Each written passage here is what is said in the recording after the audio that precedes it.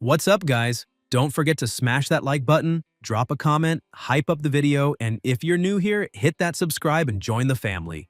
Our story begins with monsters chasing people who run in desperation, crying for help and claiming that even a weak beast is extremely terrifying. Some of them end up at the edge of a cliff, saying there is no escape and that they need to hide as quickly as possible. They hide behind a rock as the monster draws closer. A girl is hiding there, trembling, praying with all her strength not to be found and not to be followed in any way, until an aura approaches and the beast notices her in that spot. The girl begins to beg the creature not to do it, but the monster, without thinking twice, devours her. A boy hidden nearby, injured, wonders whether that really is Ghost Star, and thinks that this beginner test is far too difficult. It is said that after using the class change materials, one only needs to survive on Ghost Star for 5 minutes for the change to be completed automatically, but an ordinary person there would probably struggle to survive even for a single minute. The name of this boy is Jiang Kai, and he is currently undergoing the beginner test period on this planet called Ghost Star. Ghost Star is a gigantic celestial body that suddenly appeared in the vicinity of Earth 50 years ago. However, its appearance did not cause any catastrophic disaster capable of knocking Earth out of its orbit.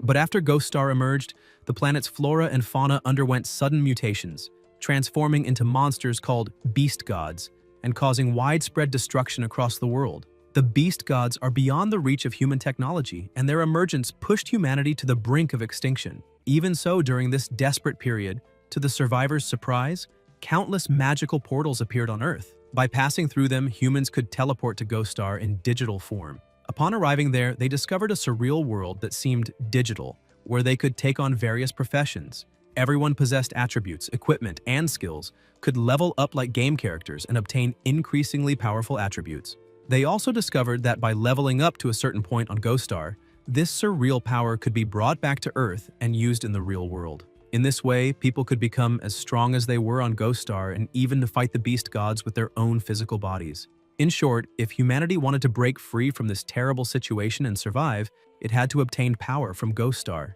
People who went to Ghost Star one after another came to be collectively called explorers, and the protagonist, still hidden, thinks that he is the only survivor left there. However, now there is no way to escape. The beast approaches the rock behind which he is hiding, and Jiang wonders if he came to Ghost Star after losing all his belongings just to wait for his own death. Kai then remembers his sister saying that if he wanted to go to Ghost Star, he could go ahead, because she herself and their older brother would work hard to raise the necessary funds. The protagonist's sister, for the sake of this journey, has endured hardships since a young age, while the older brother suffers from kidney failure but continues to work without stopping, because if they cannot gather the money for the surgery within 2 months, the situation will become critical. However, now, he has not even finished his class change and is already there, wasting the family's savings while waiting for it to be completed. When the beast launches its attack, Jiang observes the situation and starts running, thinking that instead of standing still and waiting for death, he would rather bet everything for his family.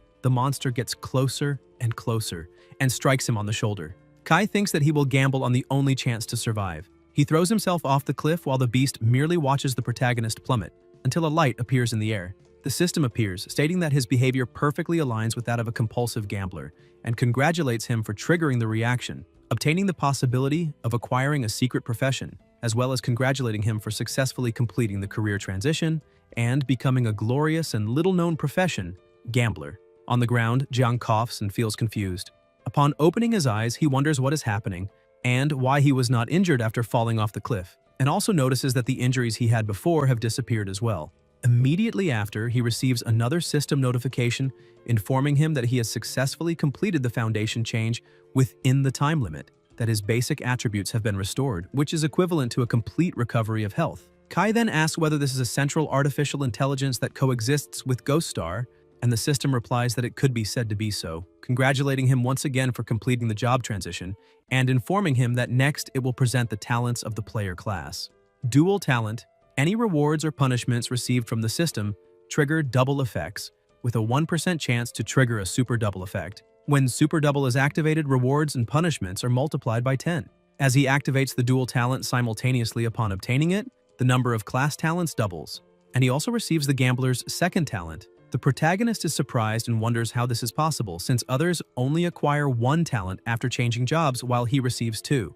The system confirms that this is the effect, and presents the current statistics of the second talent super critical, in which critical damage is modified to 200 times, and the initial critical hit rate is set at 0.1%. Jiang remarks that after a job change, the total attributes of an ordinary person usually remain around 20 points, and wonders how he reached 36. New notifications inform him that this is because the dual talent can also double the attribute points granted after a profession change, and Kai wonders whether this can also be duplicated. He then thinks that if that is the case, when leveling up on Ghost Star in the future, an ordinary person gains 10 attribute points per level, while he would gain 20, which would mean evolving twice as fast as others. The system notifies again that his critical damage is modified by 200 times, and that the initial critical hit rate is 0.1%. And the protagonist realizes that, in addition to this, he also possesses the second talent, Super Critical. While other people's critical hits only deal about twice the damage, his deal 200 times more. Although his current critical hit rate is only 1 in 1,000, if he manages to increase it, his future damage will be terrifying. Jiang wonders whether this was the weapon that the facial beast had used earlier and thinks that, before this, he only wanted to complete the job change as quickly as possible to earn money for his older brother's surgery, since even the most humble professions on Ghost Star earn more than on Earth. However, he did not expect to unexpectedly trigger a new job change evaluation and become the hidden and powerful profession of player. Thinking this way, he might be able to quickly gather the money needed for his older brother's medical expenses and allow his family to have a better life. Even so, completing the job change during the beginner test period is only the first step, because the next objective is to complete the main test mission. Reach the end of the test area, the City of Sacred Radiance, within 7 days. However, reaching this destination is extremely difficult, since the test area is infested with monsters. If he loses his life, the test fails and he is teleported back to Earth. Although losing one's life on Ghost Star does not harm the physical body on Earth, and it is possible to connect again, this seemingly mild completion penalty is something only the rich can afford. After all, entering Ghost Star requires a great deal of money. The rich have countless chances to make mistakes, but for someone poor like him, he must succeed on the very first attempt with no second chances. Just then, Jiang notices something. A very loud noise is rapidly approaching. Kai hides behind a tree and thinks that it is an extremely familiar scream. The monster opens its enormous mouth as a desperate young man cries out for help, and he immediately recognizes that voice as belonging to his longtime friend, Yuan Zhu. The protagonist realizes that he is surrounded by earth snakes and thinks that these creatures are extremely venomous, since a single bite is enough to kill someone, and there are 3 of them there. He shouts to Yuan not to be afraid, saying that he is already coming, and Jiang charges forward with his spear. Yuan asks what he is doing there and tells him not to worry about him, that he can run away because these snakes have high attributes and deadly poison, and they, still at level 1, have no chance of defeating them. Kai keeps advancing and kills one of the snakes with a single attack. Zhu is shocked and asks if he really managed to kill a snake. The protagonist, still in motion, thinks that using his partner to draw the snake's attention and then attacking from behind was extremely effective, but now he himself becomes the target as the others continue to close in. Yuan says that everything is over, claiming that these snakes are very agile. Jiang manages to dodge the attack of one of them, and Zhu becomes even more surprised, asking if he really escaped that. Kai thinks that after the class change, his attributes doubled, and that, even at level 1, his agility is already comparable to that of someone at level 2, so the agility of these level 1 earth snakes does not even come close to his. He shouts for Yuan to keep drawing their attention. Then the weapon moves swiftly, and the remaining snakes are eliminated one after another. Yuan remains incredulous and says that he was only serving as bait, while it was Jiang who killed them all. The protagonist feels relieved and thinks that his profession is clearly focused on agility, with little strength, but with enough damage to instantly eliminate level 1 monsters. He concludes that the steel spike obtained from the face beast can be good equipment to increase strength in the beginner zone, since in Ghost Star, strength directly equals attack power. Zhu comments that he always heard that beginners usually only lose their lives to monsters, and asks how a beginner can manage to kill them, also questioning how Jiang did it. Jiang replies that he was lucky with his profession and became a gambler, but makes it clear that this cannot be told to anyone else. Yuan asks what a gambler is and says that although he does not really understand the meaning, his own profession is not bad since he became a warrior. Kai replies that it is no wonder he managed to survive for so long facing 3 snakes, since warrior is one of the top 5 professions in the Kingdom of Sacred Radiance. He explains that the first thing all explorers do upon entering Ghost Star is change their profession, and that this change normally depends on the transition materials purchased before entry. Rich people usually spend tens of millions to acquire efficient materials, allowing them to directly change into powerful professions as soon as they arrive on Ghost Star, such as warrior, soldier, and executioner. Poor people, on the other hand, can only afford the cheapest materials, which are extremely crude, and there is also the possibility that the class change occurs randomly. The protagonist comments that a class change material for warrior costs 50 million and asks whether Yuen borrowed money from loan sharks. Ju replies that this was not possible and says that it is a long story, promising to explain later.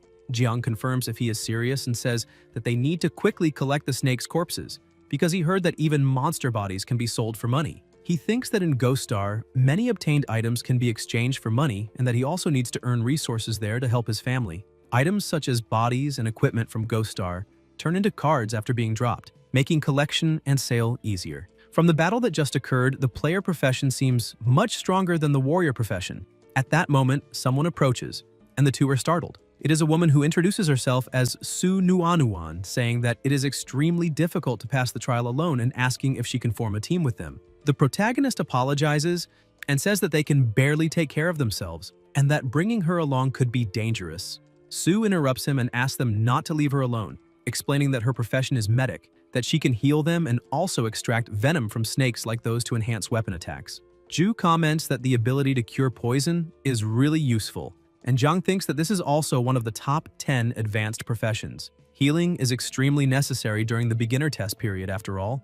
If he had not taken advantage of the class change to restore his health earlier, he probably would have already lost his life. He then formally introduces himself and proposes that they join forces to proceed together to the destination, and Nuan thanks him. Yuen teases, saying that he only changed his mind because he's a pervert, and Kai replies that he wants to beat him up. Meanwhile, on Earth, in the city of Jiangzhong, in the Kingdom of Sacred Radiance, at the base of Ghost Star login portal number 18, inside the Data Research Laboratory, an analyst comments that the current wristwatches are truly amazing, as they can accurately locate explorers on Ghost Star. Someone approaches and states that this is natural, since most watches sold on the market today can detect various Ghost Star data, and the more advanced the watch, the richer its functions. It is Su Lanlin, instructor of the beginner test, who asks how the newcomers are doing and how her sister is. The analyst replies that based on the current positioning of beginner wristwatches, many novices have already been finalized and that her sister seems to have joined 2 people. Lan asks if she is shy and looking for someone to form a team, and comments that she should repeatedly warn her that newcomers should avoid grouping up, because the more people participate in the beginner test, the greater the risk. Meanwhile, in the forest, the 3 move forward together until beasts appear, and it is not just one.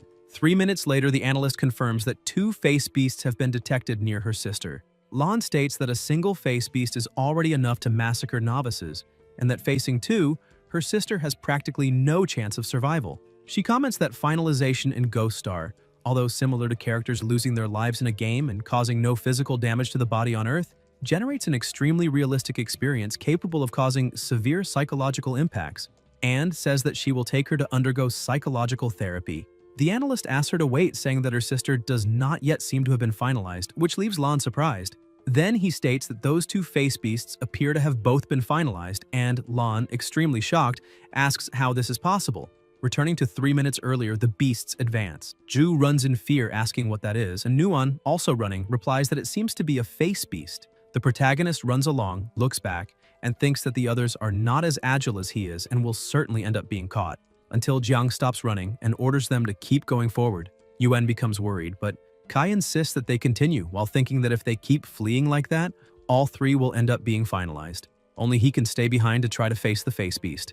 The protagonist advances, attacks the creature with his spear, and keeps striking until one of the beast's hands hits him and violently throws him against a rock. Jiang thinks that the face beast's health is extremely high and that he still cannot defeat it with just 1 blow. The 2 beasts approach, and Kai wonders if he will lose his life there, thinking that his beginner test has come to an end. Su, crying, says that he is in danger and that they need to go back to save him, while Ju remains paralyzed by fear. On Earth, still in the city of Jiangzhong, in a residential area, an elderly woman asks if he is the benefactor who provided the materials for Ju the warrior's job change, and says that she does not understand why he has such a positive evaluation of Ju since he seems strong and tall, but is actually quite timid. She comments that if he encountered a monster on Ghost Star, he probably would not even have the courage to fight. Then the man in the hat says that her son, when facing danger, is even more cowardly than an ordinary person. However, he observes that sometimes, no matter how frightened he is, whenever he sees someone in need of help, the boy never retreats or runs away. Back in the forest, Ju attacks the 2 beasts with a powerful blow, forcing them to retreat. He then asks his partner if he was treated like a stranger, saying that he was protected because he was timid, and states that they are brothers, and that brothers exist to face everything together. The protagonist looks on in shock, stands up, and Yuen clenches his fist and charges again at the enemy, causing an intense impact. Jiang, surprised, wonders if his partner can really face a face beast head-on, and, although the damage is not high, realizes that this constant control is precisely the characteristic of a true warrior. Kai begins to recover and realizes that it is Sue using her skill on him. The protagonist asks what she is doing there and comments that she is not a combat profession. Nuon replies that she will not leave, because when a medic encounters someone injured, no matter how scared she is, she cannot simply run away. She thinks that her father in the past sacrificed himself fighting against the monstrous tide precisely due to a lack of medical support, and now her companions need that support, so there is no way to abandon them and escape. Jiang realizes that his injury is already healed and comments that she really is not afraid of being finalized. He thinks that even with the three of them together, their damage is still not enough to eliminate a face beast, until Kai asks them to wait. He remembers Sue mentioning that if they encountered venomous snakes like those, she could also extract the venom to increase a weapon's attack power. The protagonist asks whether she said earlier that she could extract snake venom, and Nuon replies that yes, she did. Jiang then summons a snake and asks if she can heal Ju while enchanting his weapon with the creature's venom. Nuon says she does not know if she can manage both at the same time, but that she will try her best. She begins extracting the venom and applying it to the weapon, and Kai thinks that this is their only way out because, if he's not mistaken, this method can really work. At the moment, they cannot withstand the direct damage of a face beast, but he can endure it, and although his attack is still not enough to kill it alone, her healing can make up for that gap. Seen this way, the three of them clearly form a standard team of tank, healer, and damage dealer, exactly like in a game. The venom enchantment is completed, and Jiang wonders what is wrong with newcomers being weak. He tells his partner to hold one of the face beasts under control by himself. Ju clenches his fist, mana enveloping his entire body, and charges forward, thinking that as long as the three of them form a team and each fulfills their role properly, there is still hope. The protagonist advances immediately after, thinking that even though they are called novice killers, face beasts can still be fought. An explosion occurs, and one of the beasts is finalized, making Jiang instinctively smile. He thinks that they did it, that it worked, but then realizes that there is still one beast left alive. Kai notices that teamwork is truly effective, and even facing another enemy, they continue advancing together. While the protagonist and Yuen attack the monster head-on, Nuon continuously releases her healing abilities on the two of them. After that, in the laboratory, Lan asks whether, according to the bracelet data, they really eliminated two face beasts, commenting that just one would already be enough to massacre an entire group of newcomers, and questioning how the three managed to achieve such a feat. The analyst replies that, according to the data, Nuon has no offensive capability at all, and the warrior on the team also deals little damage, so considering this information, the one responsible for the kills can only be someone named Jiang. However, the strange thing is that they cannot identify his profession. Lan asks how they cannot track his profession and how that is possible, questioning who someone capable of eliminating two face beasts without their class appearing in the records could be. At that moment, the system notifies that the player Kai collected the face beast's corpse. The three lie down on the ground, exhausted but relieved to have survived. Ju comments that he did not expect his partner to be so resourceful in a crisis, and says that it was truly impressive. Nuon states that now that they already have the strength to face face beasts, they should be able to reach the end of the trial without much difficulty. Yuen agrees and says they can head straight for the end and complete the test. The protagonist asks them to stay calm and not rush, explaining that there is still plenty of time to reach the final destination, Shangyao City, and that they should not act recklessly. He explains that after passing the test, points will be calculated, and if they manage to rank among the top 3, the military will reward them with equipment. It is said that the equipment provided by the military is of excellent quality and greatly helps novices develop on Ghost Star. Now that they already have enough strength to defeat monsters, killing them yields points. And with enough points, there is a real chance of placing in the top 3. He then asks why not defeat monsters first to accumulate points, and only afterwards seek the military rewards. The two are surprised and at the same time confused by the proposal. A few hours later, it is already dark and a voice asks whether this method really earns points. Ju comments that although he is not afraid, he is constantly being used as bait to attract so many earth snakes, and asks whether he will not end up losing his life first. The protagonist tells him to have courage after all, he is a warrior, and his specialty is precisely attack and defense. Moreover, Nuon can heal them at any time. The snakes advance from behind Yuan, and at that very moment, Jiang leaps and cuts them down with precision, eliminating 3 earth snakes at once. The rules of Ghost Star state that only the one who performs the kill receives the praise experience. And since at the moment only he has the real capacity to eliminate monsters quickly, everyone decides to let him take the experience alone for now. More snakes appear emitting strange sounds, and Kai moves swiftly, executes precise strikes, and eliminates them one after another, thinking that this strengthens the team and ensures everyone's safety. One day later, the system congratulates the explorer Jiang, informing him that his experience has reached 100, his level rises to 2, and the double effect is activated, granting doubled attribute points upon leveling up. Kai finds this incredible because, after eliminating earth snakes all day long, he finally reaches level 2. Su congratulates him on his advancement, and Yuan also becomes excited, asking him to say what his attributes are after leveling up. The protagonist replies that he added 20 attribute points upon leveling up, and that currently at level 2, his total attributes amount to 56 points, which he considers acceptable. The two are shocked. Ju comments that he knows leveling up only increases strength, constitution, agility, and spirit, but that normal people only gain 10 attribute points per level, so he asks whether Jiang really gained 20. Nuan observes that with a total of 56 attribute points at level 2, this is already comparable to someone at level 4, which is frighteningly strong. Jiang replies that it is nothing special, just a characteristic of his profession, which can double rewards such as leveling up, but that if there are penalties, they can also be doubled, asking them to keep this secret. Su says that she does not understand it very well, but that this profession seems truly powerful, while Yuan comments that, compared to that, his warrior profession no longer seems so impressive. At that moment, the system sends another notification, informing that upon reaching level 2, players receive a professional skill, but due to the activation of the doubling talent of the gambler profession, he receives 2 skills. The protagonist wonders whether professional skills obtained by leveling up can also be duplicated and concludes that he now possesses 2 professional skills. Yuan is surprised and asks whether his own skills could also be doubled, while Su comments that this is truly strong. The system then notifies that the first professional skill is Ghost Hand Card Throw, in which when throwing items, the penetration effect increases by 20%, and when throwing card-type items, except item cards, the penetration effect increases by 200%. However, spirit consumption increases by 100%, and it is a skill that can be upgraded. The second professional skill is Ghost Eye Focus, also called Ghost Eye Fire, which increases visual range and ocular tracking capability by 50%, with a 100% increase in spirit consumption while in use, and it can also be upgraded. Jiang comments that both seem to be skills oriented toward long-range attacks, saying that he does not yet know exactly how to use them, but that this indicates the gambler is a long-range damage profession, which pleases him greatly. Now that he is stronger, the group can hunt monsters that grant more experience points. 2 days later in the laboratory, the analyst comments that more than 2 days have already passed, and that he did not expect her sister to still be alive. Lan says that newcomers being able to survive as a team indicates that Jiang possesses some special ability.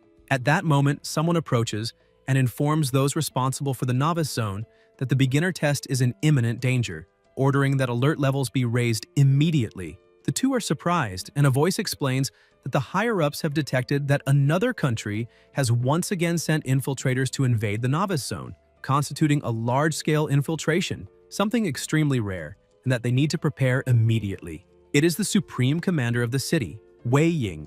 Lan asks whether the large-scale infiltration of clandestines is real. Wei sighs and replies that if it were a lie, he would not be there. Lan thinks that the situation is grave, because clandestines are special professionals from other countries, specialized in massacring foreign immigrants and preventing their development. Since the rules of the Ghost Star beginner test determine that high-level players cannot enter the test zone to help novices, everyone must complete the test on their own. However, the exclusive clandestine profession is different, because it allows them to use their characteristics to infiltrate novice zones of other countries, without this being preventable. In addition, clandestines use cruel methods to massacre newcomers, inflicting extremely terrifying finalization experiences, with the goal of traumatizing novices so that they become afraid to enter Ghost Star again, drastically reducing the number of new players in other countries. Lan slams her hand on the table and comments that her sister has a very low tolerance, especially when facing those beasts. Ying sighs and says to prepare psychological follow-up for the newcomers because, since a rare large-scale invasion of clandestines has occurred, they must consider the possibility that, in this beginner test, there may be no survivors. Meanwhile, inside the forest, the three continue walking together until the protagonist senses something strange. Yuan asks what is wrong, and Jiang replies that there is something there. Ju questions what he is doing, saying that they have just passed through that place, while Su states that there is nothing there. Kai answers that no, it is farther over there. The protagonist throws his spear, causing a heavy impact accompanied by a loud noise, then says that he understands and asks them to go check it out. Yuan comments that there is nothing to see and asks what could have been hit, wondering if he has gone crazy. Shortly after, still inside the forest, the system notifies that Jiang has eliminated a wild boar. Ju is surprised and asks if he has water eyes, if he managed to see a boar from such a great distance, while Su comments that he could even eliminate a level 2 boar. Kai retrieves his spear and says there is nothing surprising about it, explaining that this is thanks to his new abilities. More notifications appear informing the collection of the corpse of a short-spined wild boar and 19 short boar spines, which can be used as weapons. The protagonist thinks that his current professional skill, Phantom Handcard Throw, increases the damage of thrown projectiles, and that Phantom Ocular Focus works as if adding a telescope combined with a slow-motion effect, allowing his attacks to reach longer distances with greater precision. This means that he can now take down enemies from afar before low-level creatures can even detect him. Jiang comments that he is close to reaching level 3 and says they should go hunt monsters elsewhere. Ju sighs and replies that he is still stuck at level 1. At that moment, a voice comments that the team is really very lucky. Someone watches Kai and his team pass by and says that he did not expect to find such a surprise so soon after arriving, stating that now they can have some fun. The protagonist asks who they are. A young man steps forward and tells them not to be afraid, saying that they are not bad people, they just want to open their chests, hang them up and let them bleed until they dry, or maybe skin them and attract face beasts to lick them slowly until the finalization. Several men surround the three. Then someone emerges from the water and comments that he is summarizing, because this time, the bosses have only one objective. Jiang does not understand what he means. The person who comes out of the water smiles and introduces himself as a clandestine passenger, captain of the second team, stating that he is there to ensure that no newcomer from Sheng manages to pass the test. Su says that she knows this type of person, clandestines specialized in massacring newcomers. The two are frightened, and Nuan adds that she also noticed that all of them are level 3 or above, with even someone at level 5. The protagonist thinks that these numbers are not just words, wonders if level 5 explorers really exist, and concludes that with his current attributes, he can at most compete with someone at level 4. The clandestines begin to approach. Jiang moves quickly and realizes that he has no choice but to act. He tells the two to stay together, that they will split up and run for now. They start running. The captain sneers, asking whether getting into trouble and scattering so quickly is the behavior of cowards, and whether all people from Sheng act this way. He orders 2 people to eliminate that coward who ran off alone, leaving the others to the main force, which will be responsible for slowly torturing the rest. Deeper in the forest, Kai keeps running without stopping while 2 men chase him, commenting that he is fast but will soon be caught. Suddenly, they look ahead and no longer see him, becoming confused, searching around and asking if he's playing hide and seek, saying that this makes everything more exciting and that when they find him, they will cut off his feet first. At that moment, a weapon is thrown. One of the men catches it and asks if that child still intends to resist, stating that he can easily defend against the attacks of any novice. In the next instant, he is struck head-on and thrown far away. His partner looks on in shock until an explosion occurs. The villain asks why he was thrown so far and whether he is all right. When he realizes what happened, his companion has already been finalized and he asks how this is possible. The protagonist, still hidden, comments that he lost his life with just 1 strike and asks if this is how a clandestine behaves, saying that they are not as strong as he imagined. The villain, seized by panic, asks if he is not a novice from Sheng and how he managed to eliminate a level 3 teammate. The clandestine checks his attributes and becomes even more frightened, saying that his total attributes at level 3 are only 45 points. He asks whether that novice has around 60 total attribute points, questioning how that is possible. Jiang throws him away and finalizes him in an instant. He thinks that he succeeded, that his total attributes, comparable to those of a level 4 explorer, were enough to eliminate a level 3 clandestine. He had suggested splitting up precisely to lure some clandestines and eliminate them. There is still a bit of experience missing to reach level 3, and according to what he learned on Earth, eliminating explorers grants a lot of experience.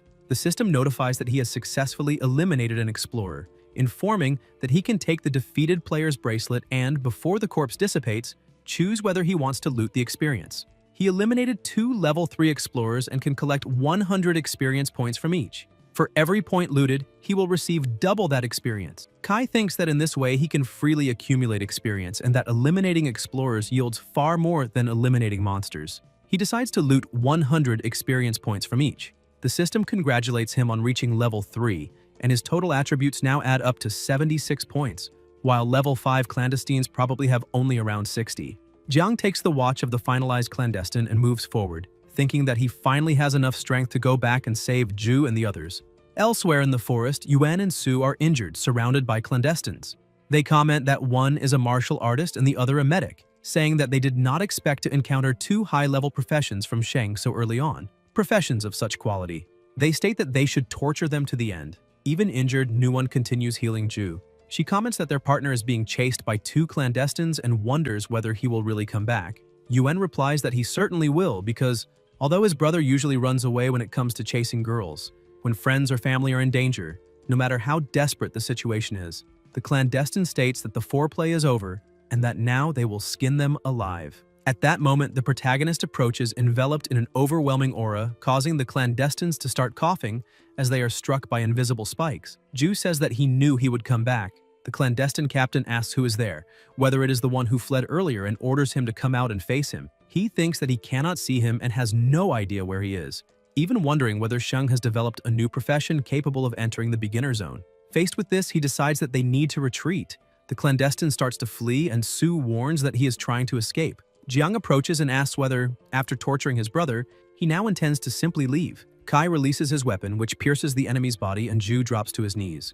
The protagonist says that all the clandestines have been eliminated and asks how they are. Su replies that he finally came back, but says that her brother is seriously injured and that she can no longer heal him. Yuan coughs and says that he knew Kai would return, but adds that this time he thinks he cannot go on. He adds that no matter what happens, their adventures together are his most precious memories, and that from now on, each of them must carry their own responsibility and strive to pass the trial.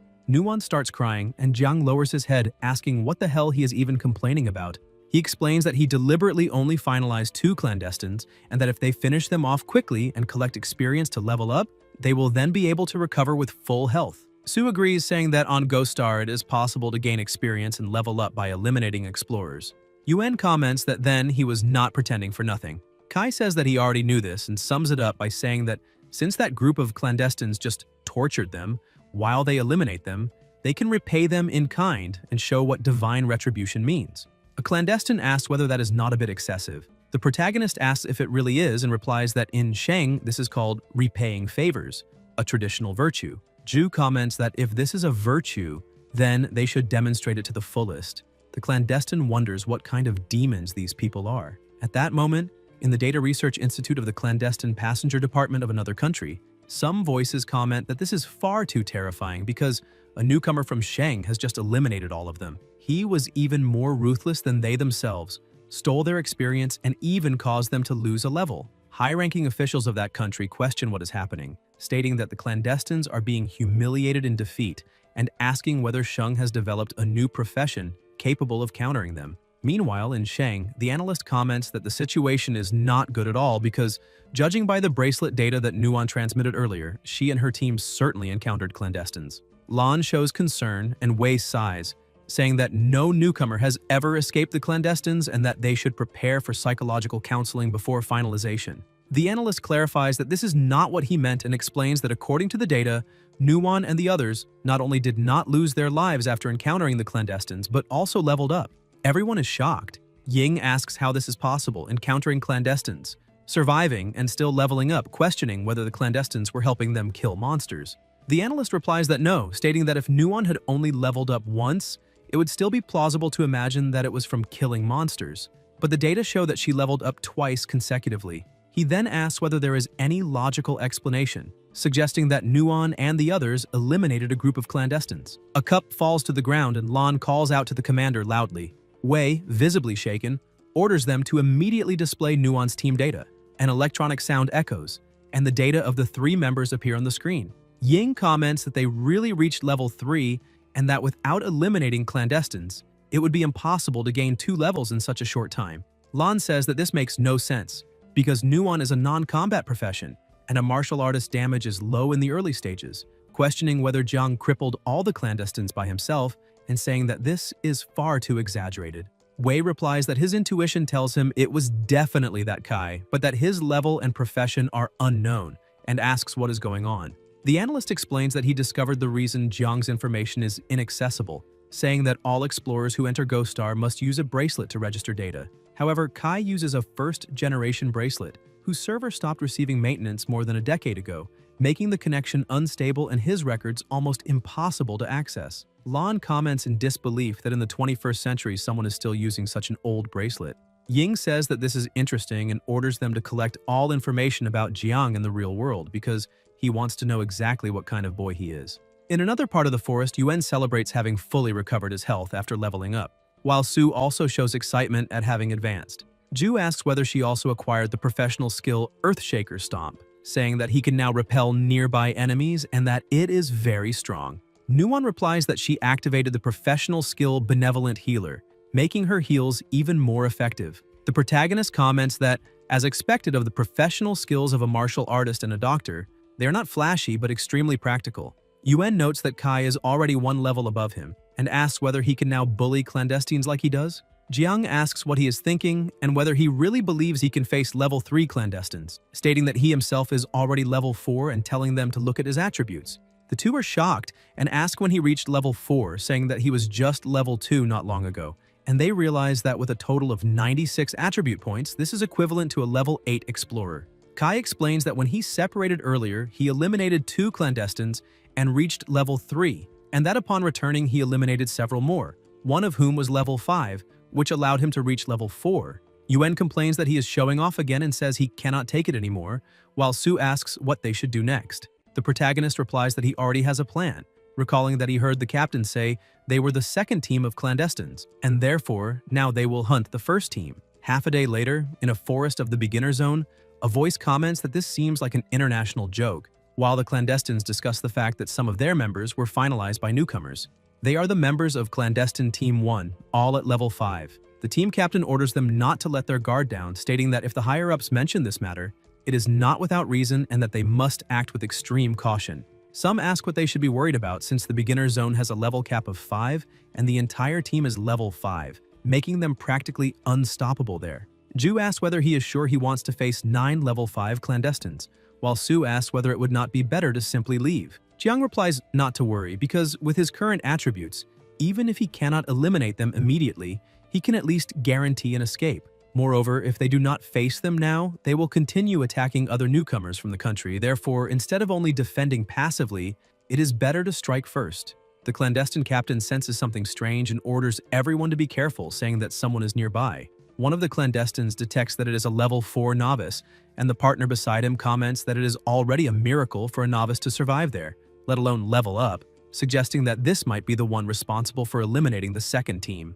The captain says that this is an important discovery and orders them to maintain formation and pursue him, because capturing him will be a great achievement. They begin chasing after him, and Kai thinks that the situation is not good at all, wondering whether those clandestines really know how to maintain a proper formation. He remembers that the original plan was to lure the enemies so that his partner could find an opportunity to use Earthshaker Stomp, launching everyone into the air and taking advantage of the imbalance to eliminate them. However, now the clandestines' formation is too spread out, and if Ju cannot launch them all at once, anyone left behind might escape. Even so, there is still a countermeasure because if they want to eliminate them all, he will have to take a risk. The protagonist leaps forcefully toward the ground, releasing immense energy and advances, thinking that he may need to risk his own body to fully draw them in. The clandestines stop when they see him running back and ask why that kid is returning. One of them steps forward and asks where he thinks he is going, wondering if he got scared and started running around aimlessly. Jiang dodges the attack but ends up getting grazed and thinks that he is still not close enough. The clandestine mocks him, asking whether he can still run, while others threaten to skin him alive. Kai keeps repeating in his mind that it is still not close enough. The protagonist dodges all the subsequent attacks and the captain asks what they're doing. One of the clandestines replies that everyone there is level 5 and asks how that brat can dodge all their blows. Another says that something is wrong, stating that the first reading was too fast to determine the data properly, but that using an advanced bracelet he managed to scan more accurately, and although he still cannot identify the total attributes, he can now see the agility, which seems to be around 30 points. The captain, shocked, asks whether it is really 30 points of agility. The clandestine replies that he may have read it wrong because even his own agility, despite being level 5, barely reaches 20. The captain realizes that the bracelet rarely makes mistakes and concludes that if that boy really has that much agility, then he was not being chased, but deliberately luring all of them. He says that this is very bad, that they fell into a trap and orders an immediate retreat. Everyone is confused. Jiang then comments that that bunch of idiots finally realized it, but that now their formation is already completely bunched up because of the misunderstanding, and that trying to run at that moment is already too late. At that instant, Ju unleashes all of his power, causing a devastating explosion. Kai, with a tremendous aura surrounding his body, tells them to bring on the next one and says they can leave everything to him. The captain and the clandestines are finalized in an instant, and the protagonist comments that he finished them all at once. Yuan is indignant and asks how 9 level 5 enemies were eliminated at the same time, questioning what kind of monster he is. The system notifies that the explorer Jiang eliminated 5 level 5 clandestines, looting a total of 2,000 experience points, and that the explorer reached the maximum experience limit of the beginner zone, advancing to the highest level allowed there, level 5. Kai comments that he finally reached level 5 and thinks that eliminating an explorer of a higher level doubles the experience gained. So a level 5 explorer yields 400 points. Nuan is amazed and asks whether he is really level 5, saying that she heard that this is the limit of the beginner zone. Ju asks whether he has already reached the cap, and the protagonist replies that it is nothing special because eliminating explorers yields a lot of experience. He explains that he deliberately left 4 clandestines with low health so that they would hurry up and finish them off, gaining experience. Yuan asks what they should do next. Jiang replies that to improve their combat power before this, he was the one defeating monsters and leveling up alone, but now that he has already grown strong enough, he will lead them in fighting monsters and earning points. And once both of them have accumulated enough points, it will be time to head to the final destination. Yuan comments that it is finally his turn to defeat monsters. Later, already at night as they continue walking, Kai says that they are getting close to the end, so there should be many points to accumulate there. However, the closer they get to the destination, the more terrifying the monsters become, to the point that even beginner zone bosses start to appear, which requires extra caution. Suddenly, a very loud noise echoes and several bodies are scattered on the ground. Su observes carefully and says that they are corpses of beast-faced humans. Yuan notices several bite marks and asks if they were finalized by some powerful creature. The protagonist activates his ocular focus ability and comments that earlier he spotted a golden light in the distance, wondering whether some golden creature had eliminated those 2 beast-faced humans. Nuan asks what kind of golden creature that might be. At that moment, a light appears behind them and begins to approach rapidly. Ju asks what kind of creature could eliminate 2 beast-faced humans and wonders if it is coming after them. The light closes in at high speed and passes by them, making Su ask what that was. Yuan says that it is a golden creature, and that thing really has its eyes on them. The light approaches Jiang, who becomes momentarily confused, unable to react. Ju warns him to be careful, saying that that thing deals a lot of damage and attacks by biting, and that he needs to avoid being hit until it is finalized. The pressure around them increases, and everyone watches closely. Suddenly, Kai appears holding a small animal in his hand, something that looks like a mouse. Yuan asks in disbelief whether something that fast was really captured by him, and Nuan asks if it was just luck. The protagonist asks whether they really think that is fast and says that it is nothing more than a fat, chubby mouse. The mouse, clearly irritated, asks who he thinks he is, to call it that, and claims that being captured was only a momentary lapse. Jiang comments that the little mouse does not seem convinced and asks whether he should let it go and try again. The mouse is released and becomes furious, asking how he dares to look down on it. An intense light explodes around them, and Ju, worried, asks why he let it go, saying that that thing was capable of eliminating 2 beast-faced humans. Jiang grabs the mouse again and releases it once more, saying that it is far too slow for him. Kai keeps grabbing and releasing the mouse repeatedly. Yuan asks if he is really that fast, and Su says that this is unbelievable. After a few minutes of this process, the mouse becomes completely paralyzed, not even trying to escape anymore. The protagonist watches the scene and says that it seems he has tamed that mouse since it no longer even tries to run away.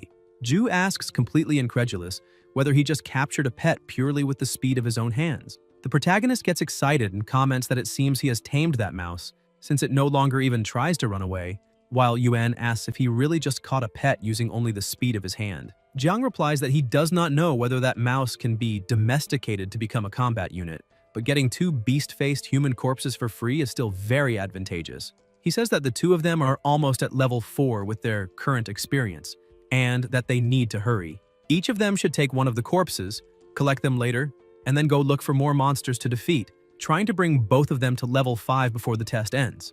Sue comments that the little mouse is very cute, and Ju says that compared to it, his martial disciple seems insignificant. Near the mountains, someone stops walking.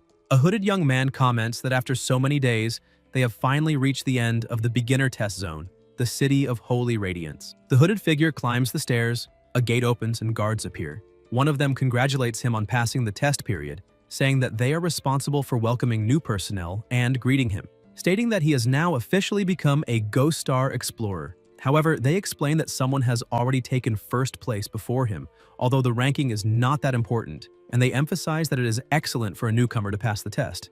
The hooded man asks if he really was not the first to arrive and why they believe that. The guards are startled and explain that rankings are based on points, and that having many monster corpse cards can be exchanged for many points. The officer then asks whether he managed to eliminate that many monsters. The hooded man lowers his hood and introduces himself as the second young master of the Huang family, a future high-ranking member of the Black Tortoise Guild, Huang Wei, stating that he has already undergone special training before coming to Ghost Star. The officer is even more surprised and asks about the Huang family, owners of the Black Tortoise Guild, while the guards, equally shocked, comment that the Black Tortoise Guild is among the top 10 in Holy Radiance, so it is no surprise coming from such a prominent family. The officer congratulates him based on his score, saying that he not only took first place in this trial, but can also enter the top 10 of all Holy Radiance. Wei says that this is excellent and declares that for him, taking first place in the competition is only the first step as a newcomer, and that in the near future, all of Ghost Star will belong to him. Deep within the beginner test zone, the protagonist finds it strange and comments that after walking for so long, they should encounter more monsters as they get closer to the end, asking why they have not found any and whether the mouse scared them all away. Nuon asks how that would be possible since the mouse is so cute. At that moment, an extremely loud noise erupts and a monster approaches. Jiang widens his eyes and asks if it is the Shadowless Wolf, realizing that there are several of them advancing together with the beginner zone boss of the Holy Radiance Nation, the Shadowless Wolf King. Kai says that this is bad and explains that it is the beginner zone boss. So, the reason there are no monsters around is that they have intruded into the boss's territory. The wolves surround them, and Yuan, with tears filling his eyes, says that he has heard that the Wolf King is the strongest creature in the beginner zone and has never been defeated, that encountering it means certain finalization, and asks what they should do now. The protagonist thinks quickly because there are too many wolves, and if he were alone he could still escape, but his companions would certainly have no way to flee. So there is no other option but to fight to the end, and he tells the two of them that they can no longer escape, that the only way to break this situation is to eliminate the Wolf King. They must cooperate to defeat it.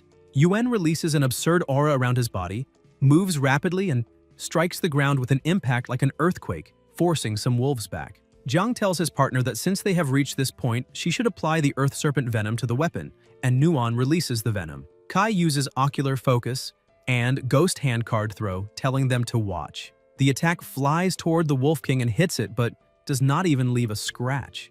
Everyone is stunned, and the protagonist, indignant, asks whether they really failed to break the Wolf King's defense. The Wolf King opens its enormous mouth, releasing overwhelming pressure, and the wolves charge together, launching an unrelenting assault. Sue says that the situation is bad because the king has ordered the pack to launch a large-scale attack, while Ju asks whether there might be another way. Jiang concludes that the Wolf King's defense is far too strong and that with the pack closing in, they cannot eliminate them all. Meanwhile, the little mouse keeps sleeping until it wakes up, still a bit confused, and realizes who the culprit is. Kai continues fighting the wolves, and the mouse awakens at the peak of its morning bad mood, moves rapidly, and strikes the Wolf King head-on. The protagonist is surprised and wonders if that mouse actually bit through the Wolf King's fur. Jiang activates Ocular Focus and sees that the mouse opened a wound, which is excellent because earlier their attacks failed precisely because the Wolf King's defense was too high. Now, with the fur torn open, as long as they attack the opening directly, the Wolf King's defense will become ineffective. Kai charges forward and attacks the exact spot where the mouse bit. The mouse falls to the ground and the protagonist realizes that it worked, thinking that as long as they keep using Ocular Focus to strike the wound, they will definitely succeed. Jiang then continues attacking directly into the opening, causing a massive impact and defeating the opponent. Nuon is shocked and comments that it was done with just a single blow. Ju asks if he really defeated the Shadowless Wolf King, and even Kai looks surprised.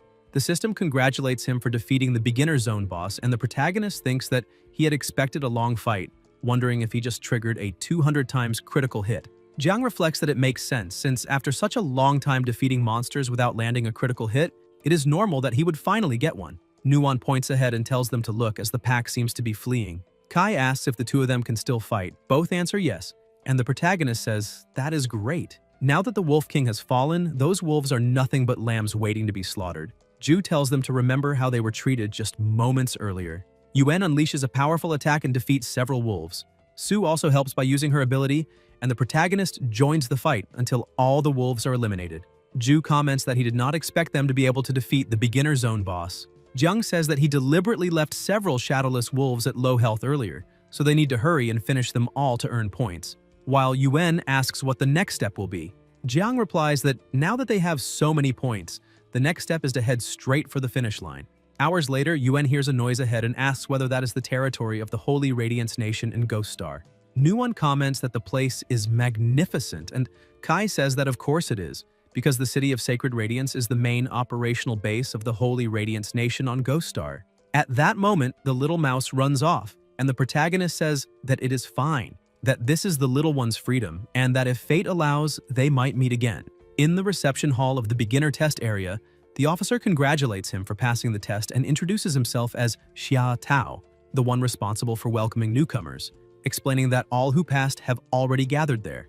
Jiang asks if he can see the ranking of the newcomers who passed the test, and the officer replies that he can. Huang comments that it is a coincidence and says that he did not expect that cheap household servant working for his family would also participate in the trial, then suggests showing the ranking. Kai thinks that he did not expect Wei to have arrived there so long ago. Huang begins celebrating being number one and says that they will perfectly fill the remaining slots from the bottom up, while the people beside him comment that those losers have pathetic scores and are all useless with 0 points. The protagonist thinks about how his sister worked hard for the Huang family, saving money to come to Ghost Star, and how that man repeatedly harassed her and even used his brother's illness to insult him. Ju reacts and advises Huang to be careful with his words, while Jiang says that it is fine.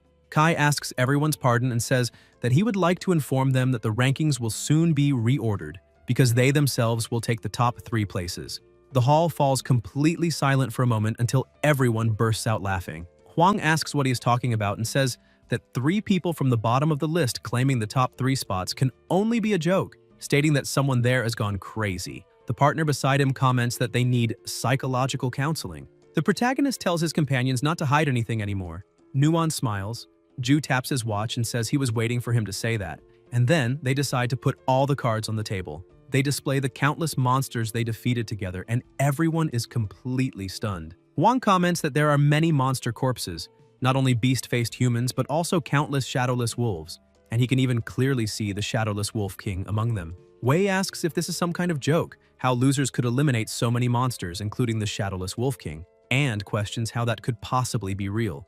Kai says that whether it is true or not, the rankings will show everything. People comment that the rankings have already been updated, so their claims are indeed valid, and Huang, consumed by anger, asks how this is possible, and whether they really placed among the top 3. The protagonist asks if he thinks that is all and says they can also ask about the elimination of clandestines. They display several watches, and Jiang explains that those can be counted toward the score. The officer observes carefully and states that this is a clandestine bracelet from L Nation. Huang says they have been exposed and asks how newcomers could eliminate clandestines, claiming that, as he suspected, they are nothing but a bunch of liars. He adds that there were no clandestines in that trial and asks if anyone there saw any, and people reply that they did not. Wei tells everyone to observe, stating that everyone present can testify that no one saw clandestines, so they must be pretending, suggesting that their scores be cancelled, the case investigated carefully, and severe punishments imposed on them. At that moment, a voice tells everyone to calm down. He states that the appearance of clandestines is indeed a fact, only that there has not yet been time to inform everyone. He says he was also surprised when he first heard the news, but that the higher-ups specifically requested to personally commend Jiang and the other two, which proves that everything is absolutely true. He introduces himself as Liu Jun, vice commander of the city's military region. People murmur, saying that the city's vice commander is present, an extremely important figure, and realize that this confirms they truly eliminated clandestines. Huang asks in disbelief if this is really true, Liu states that the army has decided to grant Kai an exceptional upgrade to his equipment rewards for resolving the clandestine crisis. The rewards for the original second and third places have been upgraded from Class B to Class A, while the reward for first place, which was Class A, has been upgraded to Class S. They become excited and express their thanks. The surrounding people grow indignant upon hearing that the rewards were raised to Classes A and S, asking whether that means they will already receive such excellent equipment right at the start. The protagonist explains that currently, equipment in Ghost Star is ranked from S to F, with F being the worst quality and S the best. Generally, Class B and C equipment are already considered very good, while Class A and S equipment, being extremely rare, are the dream of every explorer. Huang becomes even more irritated and thinks that if Jiang receives a Class S reward, fine, but the problem is that Jiang pushed him from first place to fourth. He says this is unfair and that there must be something wrong with the results, claiming that Jiang's entire family is of low status, and asking why people of low status should be better than him. Kai asks whether it is not enough that the military has confirmed everything and tells him to shut up and stop insulting their family. Wei draws his sword and asks if he said something wrong, claiming that Jiang's entire family is nothing but trash, that his brother is a sick dog, his sister merely a maid, and that he himself is just a punk he used to beat up in a corner, asking if he really thinks he can step over him now. The protagonist's expression turns serious. Huang says he knows that Jiang's sister, the maid, still works for him, and threatens him, saying that if he dares provoke him, he should think carefully about the consequences. Jiang moves in an instant and slashes him. Wei is injured and confused, and the people around are also shocked. Nuan and Zhu watch in silence, completely stunned, while Kai remains serious. Liu only smiles faintly. A young man comments that Huang comes from the Huang family, one of the country's top 10 guilds, and asks whether that boy really dared to make a move against him. Wei, clutching his wound, asks if he truly dared attack him and if he knows who he is opposing. The protagonist, with evident killing intent, calls him a monster and says that he went so far as to threaten his family, asking if he really thinks that does not matter to him. Huang falls silent. Jiang steps forward and states that in this apocalypse, family is the most important thing to them, and that if anyone dares touch them, he will definitely take action, no matter who it is, even if he has to eliminate them. Kai advances once more toward Wei and strikes him directly, sending blood splattering. The system notifies that the explorer Jiang has successfully defeated a level 1 explorer, informing that 6 experience points can be looted and asking whether he wishes to loot them. Kai comments disdainfully whether it is only possible to loot 6 experience points and asks if large families are really that poor. People are outraged by his audacity in defeating the young master of the Huang family, commenting that although a defeat in the game does not mean real death on Ghost Star, the Huang family's Yuanwu guild is an enormous power, making his action extremely bold. Liu smiles and thinks that it is not bad at all, that the boy is a bit reckless but has grit, exactly the kind of person the higher-ups want to get to know. He says that Huang attacked and provoked first, that Kai merely acted in self-defense, and that they should let the matter rest for now. He then states that the 3 of them can go with him, as he will take them to receive their rewards. In another location, Jun says that they have already waited long enough, and that these are the exceptional equipment rewards the military prepared for them, asking them to open them quickly and take a look. Nuan opens hers and realizes that it is Jade of Life, the basic equipment every beginner medic dreams of. Liu explains that the Jade of Life increases Constitution and Spirit by 15 points each, in addition to granting bonuses to healing and pharmacy, making it a very valuable piece of equipment.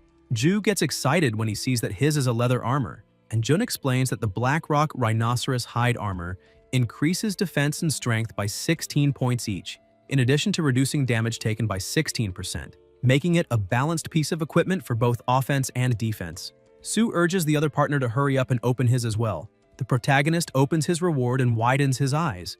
The system notifies that the equipment has not been identified and that identification is required. Jun asks whether it is an item that requires an identification card to be viewed, and Zhu comments that if it needs that, then it must be something truly excellent. Liu confirms this, saying that higher quality equipment usually requires an identification card and that, by coincidence, he has a few with him and can help identify it. The system activates and reveals that it is the 9 Tribulations Soul Hunter, an S-class weapon that increases strength, penetration, and agility by 9 points each. Its special effect causes each use of Soul Hunt to increase critical hit rate and critical damage by 10%, stacking up to a maximum of 90%. However, after a critical hit occurs, all bonuses are reset. Joan comments that it is a weapon focused on critical hits and says that novices usually have low attack power, so even critical strikes do not deal that much damage, claiming that this S-class weapon seems inferior to an A-class one. Ju asks whether this is not a form of exploitation against his brother, and Nuon asks whether the equipment can be exchanged. Leo replies that it would be somewhat troublesome, but he can try to submit the request. However, the protagonist says there is no need to exchange it and that he wants to keep this one. He thinks that this is clearly the perfect equipment for him. The damage of his critical hits is not merely double the normal amount, but reaches 200 times. And as long as he continues landing critical hits, not even the Shadowless Wolf King could stop him. However, his critical hit rate is extremely low, and when facing a strong enemy, he could lose his life before landing a single critical strike, which makes exploiting this ability difficult. Even so, each use of the 9 Tribulation Soul Hunter increases the critical hit rate by at least 10%, and on the 9th use, it can reach 90%, becoming practically a guaranteed critical hit, even being considered a perfect artifact for gamblers. Liu says that it is fine, that since he likes it, there will be no exchange, and adds that after completing the test, if he wishes to return to Earth, he may do so. He also specifically reminds him that someone may come looking for him afterward and advises him to be careful on the way home. In the Holy Radiance Nation on Earth, in the city's slums, the protagonist pedals his bicycle and thinks that he did not expect to pass the beginner test so easily, wondering what his older brother and the others will think when they find out. Suddenly, Jiang notices something strange and wonders why such a luxurious car appeared there, thinking that maybe someone got rich, but soon decides to ignore it. Kai opens the door and calls out to his older brother, saying that he is back and asking him to guess how the beginner test went. At that moment, he is confronted by several men in front of him. One of them is Huang Da, who says that after so much waiting, someone finally returned, and comments that he heard Kai performed quite impressively in the beginner trial that day. The protagonist asks if he is Huang Wei's older brother and what he wants. Suddenly, someone pushes him, slams the door shut, and 2 men grab his arms. Huang Da picks up a baton and says that he knows his brother was finalized by Kai and Ghost Star, asking whether he has now been sent for psychological treatment. He states that the protagonist should know that only the Huang family practices bullying, because no one has ever dared to intimidate a member of their family, and adds that if they can prevent Wei from logging in for 1 month, they can block him from accessing his account forever. As Huang Da raises the baton to strike him, something stops him. The protagonist is confused until someone kicks the door open, sending the 3 men flying. Huang Da asks what this means, and a voice tells the boy that he thought someone had already warned him to be careful on the way home, questioning why he did not take it seriously. It is the city's supreme commander, Wei Ying, accompanied by the woman at his side, the beginner test instructor, Su Lan. Huang Da asks why such an important figure would be there, and Wei replies that they are there because of the boy, since he angered the wrong people that day. Huang Da asks if he is there because of that boy and how that is possible, questioning what kind of background he could have. The protagonist, equally surprised, wonders whether someone as important as the city's supreme commander would really be there because of him. Huang Da is taken away by the police, and Jiang thanks them for saving him, saying that he does not understand the reason for it. Ying tells him not to worry and says that he has a purpose in seeking him out, explaining that during that beginner test, he and the others performed exceptionally well. He asks if he knew that after logging out of the game, his 2 partners were invited to enlist in the military, and says that they came there to invite him as well, asking whether they are part of a new batch. Lan asks if he knows what the emergence of a new class means, and explains that there are currently many classes for explorers on Ghost Star, and that every 20 levels an explorer changes class. With each job change, an explorer's attributes and abilities shift, some becoming stronger while others weaken. Many classes end up becoming practically useless in later stages after a job change. And for this reason, in order to find greater combat power, the military has been constantly discovering new classes. She says that what he possesses appears to be a new and powerful class and asks whether he would be willing to join the military as part of a new batch. She tells him not to worry, saying that they are not forcing anything, and apologizes, explaining that before coming, they had already investigated his family's information and knew that his brother was ill. If he agrees to join the military now, they will not only protect his family, but also cover all of his brother's medical expenses.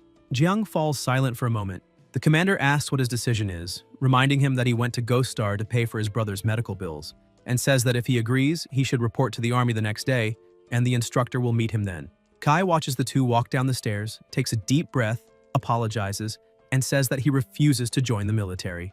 They are confused and ask for the reason. The protagonist replies that he knows joining the military is a good thing, but that applies to classes that have already proven to have strong long-term development potential, such as Ju's martial disciple class and Nuon's medical class. He says that in his own case, the situation is different because he belongs to a new class, and asks if they remember when the drunk class first appeared, which was also highly valued by the military. He explains that at that time, the military strongly supported the drunk, who became famous very quickly, but when it was discovered that he had little long-term development potential, he was abandoned, and one only needs to look at his current situation. He admits that this time, he got carried away and let his guard down, not expecting the Huang family to act so shamelessly, which is why they distanced themselves from areas controlled by them as soon as possible. He thanks them for the help, but states that he and his brother have relied on each other for more than 10 years, and are more accustomed to controlling their own fate than to relying entirely on others for protection. The instructor says that humanity is in the midst of an apocalypse, that his new class could bring a great change to all of humanity, something everyone needs right now, and asks how he can think this way. The protagonist apologizes and says that he is not that extraordinary, that he only wants to protect his own family and ensure that they live in safety. The commander tells them to forget it and says that he understands what the boy means, because habits formed over more than 10 years of life cannot be changed in a day or two. He reminds him that his brother does not have much time left, and that in this apocalypse, going it alone is not a viable option. He then proposes a wager. Over the next month, the military will continue protecting his family from harassment by the Huang family, and if he manages to pay for his brother's surgery within that month, proving that he has the strength to protect his family, they will accept his decision not to enlist in the military. But if he fails, the military will cover his brother's medical expenses to help prolong his life. However, he will also have to enlist for observation, and then they ask what he thinks. Everyone falls silent for a moment until Jiang smiles and replies that the deal is on. After that, elsewhere, Kai thinks that from now on, faced with the pressure imposed by the military, he needs to return to Ghost Star as quickly as possible in order to earn the money required for his brother's surgery. The protagonist leaves a letter for his brother asking if he is still working overtime, also saying that he passed the test and that he will return to Ghost Star in first place. Jiang walks away thinking that in addition to that, with the threat from the Huang family, the three siblings can no longer continue living in a place like that, and that it is necessary to move to an area with a higher level of security to ensure protection. Thus, this time, upon returning to Ghost Star, the mission is difficult, but next time he will definitely come back with enough money. In Ghost Star, in the city of Sacred Radiance, Kai thinks that after passing the beginner test, the adventure in Ghost Star officially begins. He has just exchanged his equipment at the trading post and can finally start defeating monsters and earning money there. However, for novices to earn money in Ghost Star, it is first necessary to join a guild because monsters are powerful and facing them alone is practically a sentence of finalization. For this reason, new explorers usually join guilds and form teams to fight monsters, since a guild functions like a large team, and after joining one, novices can follow experienced members into battle and increase their chances of survival. He thinks about checking which guilds he could join and says that he wants to find a guild. The attendant replies that she is sorry, but at the moment he cannot join any, because by offending the Huang family, he is now on the blacklist of all guilds. Thus, if nothing unexpected happens, he will have to face Ghost Star alone from now on. At the selection point on the outskirts of the safe zone of the City of Sacred Radiance, the protagonist wonders whether offending the Huang family really means that no guild will accept him, and whether his adventure will end before it even begins. At that moment, someone approaches and asks if he is having trouble choosing the best area to hunt monsters. It is the explorer Hu Yan, a level 29 seer, who says she can calculate the best location for him, costing only 100 star coins per attempt. Jiang stares at her, turns his back and says that he is an atheist. Hu asks him to wait and not leave, saying they can negotiate 80 or 30, or that she can also offer a free luck reading as an opening promotion, saying that there is no problem at all. Kai immediately turns back and asks if it is free, questioning whether he can still be superstitious now. Yan thinks that he only came back because it was free, considers him stingy, and decides to treat it as practice to refine her abilities. A light is emitted and Hu begins to observe, saying that he is in danger and that if he does not want to get involved in it, she suggests that he go to King's Valley. The protagonist thinks that he truly is in danger, since he risks becoming a target of the Huang family, but the rules within the safe zone prohibit eliminations, so the family cannot act easily against him there. Currently, the preferred location for novices to adventure is the Ashen Plains, intended for levels 1 to 10, but it is very likely that the Huang family will send people there to eliminate him. At the entrance of Taiping Mountain, Jiang walks through the area and thinks that the Taiping Mountain route is frequented only by explorers of level 15 or higher, and that if he went there now, he would certainly lose his life. King's Valley, on the other hand, is an area intended for characters of level 10 or higher, and with his current strength, he believes he can handle it, even if with some difficulty. The Huang family probably never thought to set an ambush there, since he cannot join any guild, so he will show them that he can face Ghost Star alone, and King's Valley will be his first objective. He thanks her for the guidance.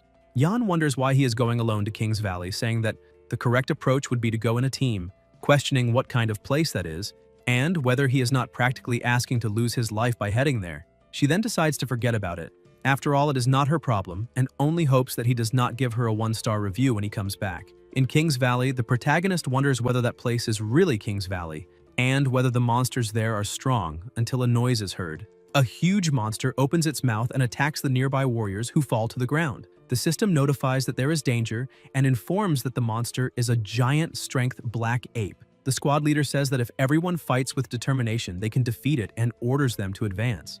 They unleash their powers together, causing a huge impact, while Jiang stays hidden behind a tree and wonders if this is how team combat among explorers works, finding everything very intense. He observes that the monsters in King's Valley really do seem strong, and again asks himself whether he could handle them if he encountered them alone. Then Kai notices something. Apes are appearing nearby. The protagonist pulls back and comments that they really did appear, saying that he was just thinking about that and that it could not possibly be such an absurd coincidence.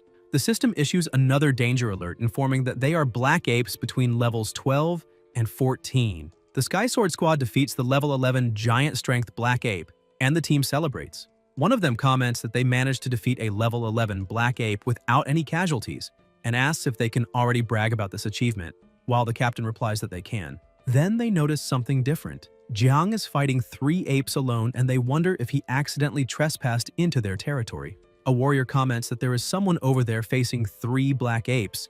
The archer observes that each of them is a higher level than the one they just defeated, and the mage asks if they should go help. The captain says that guy must have tried to show off and ended up attracting 3 at once, stating that he cannot defeat any of them now, and that it is better for them to leave immediately. At that moment, an explosion occurs and the level 12 ape is defeated. Kai is using the new weapon he received and thinks this is great, because the Destiny Pursuit ability increases the critical hit chance with each use, and on the 5th attempt, he finally landed an exceptional critical hit. The captain is indignant, saying that they had to fight with all their strength to defeat a single level 11 giant black ape, while that boy instantly defeated a level 12 one. The other 2 apes continue pursuing the protagonist. Then he looks back and attacks, defeating another level 13 ape. Jiang thinks this is excellent because this time, just the 10% critical hit chance from Destiny Pursuit was already enough to trigger an exceptional critical hit. The captain is even more shocked and asks if he eliminated another one. Kai thinks that now only 1 remains. The captain comments that the level 14 giant strength black ape is the strongest there and does not believe he can defeat it.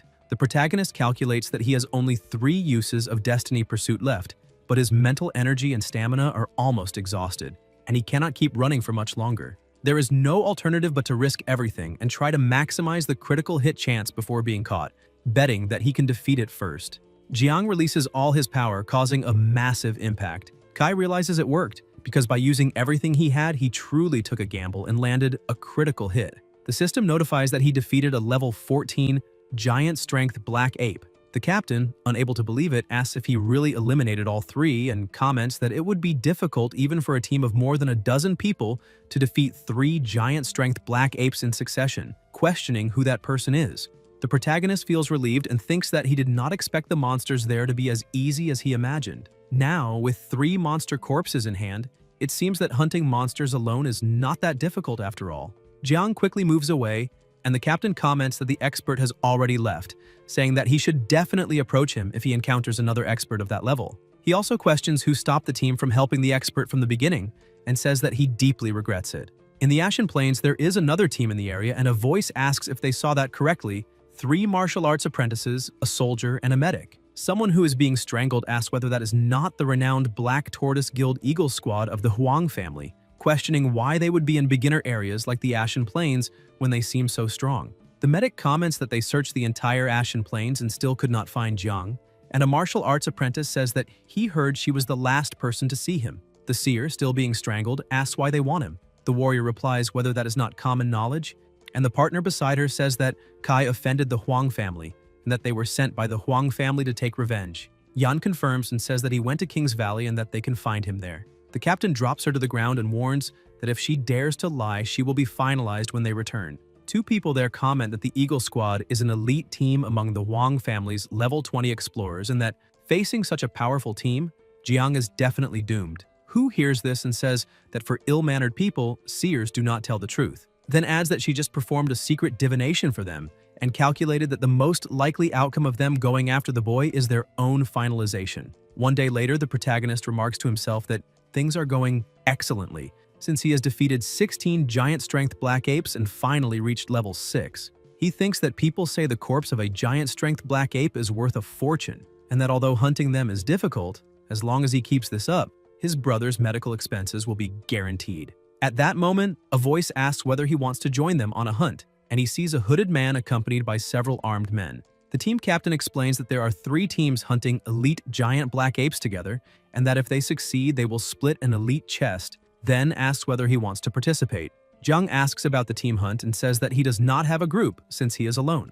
The leader replies that this is not a problem, as they only need one more person. Near the mountains, there is a gathered group with several level 15 apes already finalized, and someone comments that there are 4 elite giant black apes in that area, guarding a cave where there is an elite chest. However, 4 elite black apes are extremely strong, and since there are only 3 teams, they need someone to lure one of the apes away. The teams present are teams 1, 2, and 3, and the captain explains that if he pulls one of them away, the 3 teams will eliminate the other 3 and then he can return to share the treasure chest with them. Kai thinks about the elite chest and remembers that people say these chests contain many valuable items, far more profitable than monster corpses, so he really needs to find a way to obtain that treasure. However, facing elite monsters that require a full team to defeat, they want him to lure one alone, which makes it clear that they do not intend for him to return alive, allowing the 3 teams to keep the chest that would normally require 4 teams. Having already stepped into this situation, refusing would probably not allow him to leave, so he agrees. The captain tells them to begin, and the warriors advance. The apes notice the movement, and the captain orders the plan to be carried out. The protagonist moves forward, drawing attention and saying that he is there, lures one ape, and starts running. The captain watches and comments that it is not bad, that the boy really managed it, thinking that this way they will have one less team to split the treasure with. An explosion occurs, and Kai keeps running, thinking that they are truly calculating. The attributes of these elite black apes are several times higher than those of ordinary apes, and any normal explorer would lose their life trying to lure one alone. But he is not a normal explorer. The protagonist attacks the ape with his overwhelming power, causing a massive explosion, and notifications appear, informing that the level 15 ape has been defeated. Jiang thinks this is incredible because he did not expect that not even an elite black ape could withstand his supercritical strike, and then decides that it is time to go after the treasure chest. Meanwhile, the warriors continue fighting the remaining apes, and the captain shouts for them to hold firm, saying that afterward they can split the chest. Jiang, for his part, moves silently from behind and enters the cave while the captain is struck in the midst of the battle. Kai enters the cave and sees something shining, thinking that he cannot believe he managed to get in so easily, and that there really is a treasure chest there, which seems to be worth a fortune, concluding that it was worth luring that level 15 elite black ape alone. Suddenly, a liquid drips onto his shoulder and an ape appears, landing heavily on the ground. The protagonist wonders whether there is also a level 20 elite black ape inside the cave and whether they failed to detect it before the fight. The system issues a danger alert identifying an earth elemental monster, elite giant black ape strength level 20. Jiang realizes that the monster has completely blocked the exit and understands that there is no other option but to fight. Kai attacks the monster's eyes, but the ape remains unharmed. The protagonist wonders whether even striking the eyes is insufficient to deal damage. New notifications appear informing that the current attacks cannot penetrate the target's surface defense and cause no damage at all. Jiang thinks that Chase Fate can only penetrate 9 points of defense, which is not enough to surpass that monster's 23 points, functioning similarly to the case of the Wolf King, and wonders where he should attack first since he needs to break the defense to be able to deal damage. At that moment, the ape advances and violently hurls him away. Kai coughs and thinks that it hurts far too much.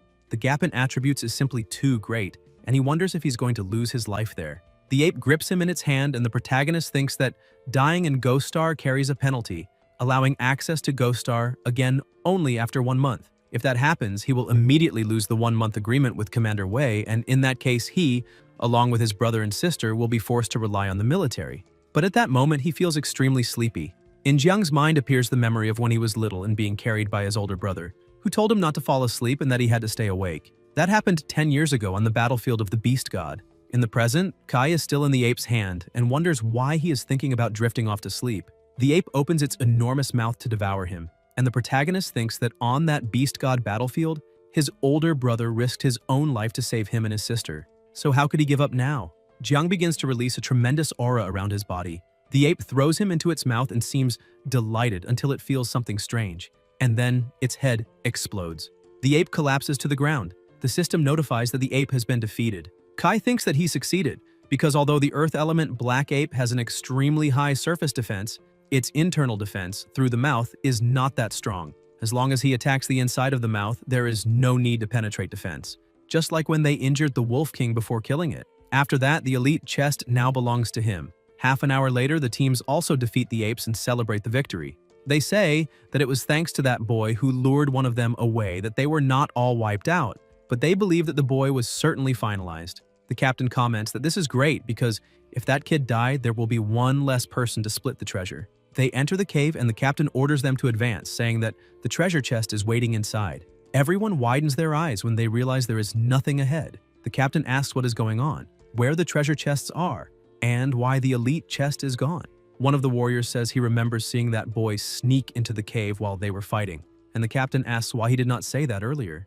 The warrior replies that at the time, he thought he was hallucinating because he did not believe the boy could survive. The others ask if that means they worked for nothing, and say that even without finding the treasure chest, they still have to pay wages, and that he owes several months of pay. The captain becomes furious and asks if, in the end, they were deceived by that boy, saying that this is completely insane. Elsewhere in King's Valley, the protagonist thinks that he should have shaken those people off by now, and then decides to check what is inside the chest. Jiang looks and notices many items, saying that there are lots of ores and equipment. He thinks that equipment and ores are worth far more in Ghost Star than monster corpses, and that now they are going to be rich. Then Kai notices something else, another piece of equipment. The protagonist puts on the gloves and wonders what kind of equipment they are, whether they are offensively focused, and decides to test them. After putting them on, he feels lighter and stronger and wonders if that equipment increases agility and strength. He decides to attack to test it. Jiang delivers a strike and flames are released along with the attack. Kai thinks that an ordinary flame appeared on the short dagger, concluding that it is equipment that adds a common flame to weapons. In Ghost Star, there are many types of flames, and special flames can cause different levels of damage in combat. Ordinary flames deal very little damage and are almost useless, serving only for lighting or cooking food. He wonders if it is only good for barbecue now. A very loud noise is heard and the protagonist becomes alert, wondering what that sound is. Something approaches, and it is several level 18 apes. Jiang wonders if he accidentally hit them while testing the gloves. Kai moves to attack and thinks that before, he already had difficulty dealing with just one earth element black ape, and now there are 4. He will have to do the same as before, focusing attacks inside their mouths. When the protagonist tries to attack the inside of a mouth, the ape closes it, and new notifications appear informing that it was not possible to penetrate the defense, causing no damage at all.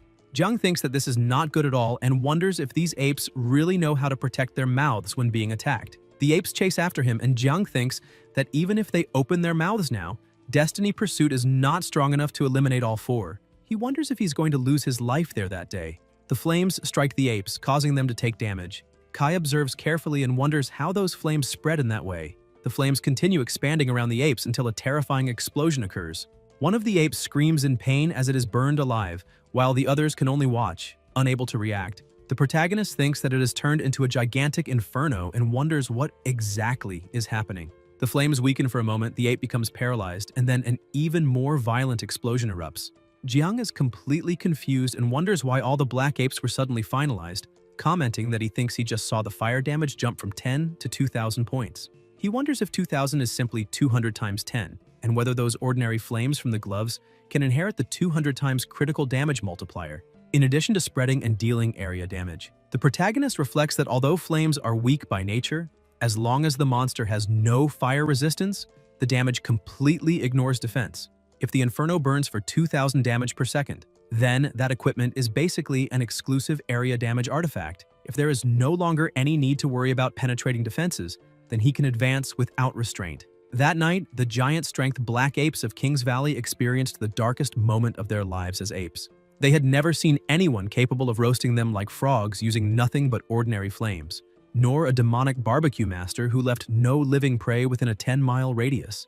The next day, when the smoke finally dissipates, the protagonist comments that this is great. He eliminated dozens of giant black apes during the night and finally leveled up. At the moment, the flame damage from the gloves is already practically unbeatable as area damage against level 20 monsters, and he also obtained 10 elite treasure chests. The enormous pile of black ape corpses will certainly be worth a fortune. Jiang watches everything in silence and thinks that playing solo is extremely lonely, deeply missing fighting alongside his two partners. He wonders how they are doing now and believes that, with the military support, they are probably doing better than he is. In another area of King's Valley, Yuan is irritated and asks why everything has become deserted, wanting to know which bastard wiped out all the black apes in the area. He says he has not found a single black ape for days and wonders how they are supposed to survive like this. Sue comments that she really misses the efficiency of their former partner, when he used to guide them to defeat monsters with ease. Someone approaches and tells them to stop complaining. It is Li Biao, a level 38 knight, who explains that the reason they defeated monsters so easily before was because they were in the beginner test area and that for their current level as novices, this is already a high-level monster zone. He states that if Jiang had really taken them to King's Valley, the situation could have been even worse. He says he will spend some time training them there, not listening to complaints, and orders them to continue searching for black apes. The two can only think about how much they still miss Kai. 3 days later, a team kills a few apes, and someone comments that it is strange to say this, but they have been in King's Valley for several days and have only encountered those few ordinary black apes. He says that killing some ordinary giant-strength black apes is very easy for them, and the partner beside him comments that young Master Huang ordered them to eliminate that boy, and that this seems like an exaggeration. A blonde youth says that killing one alone is nothing special. They observe the devastated surroundings, and the blonde remarks that a few days ago, they saw a Grandmaster single-handedly eliminate 3 giant-strength black apes. The archer agrees and says that scene was truly incredible.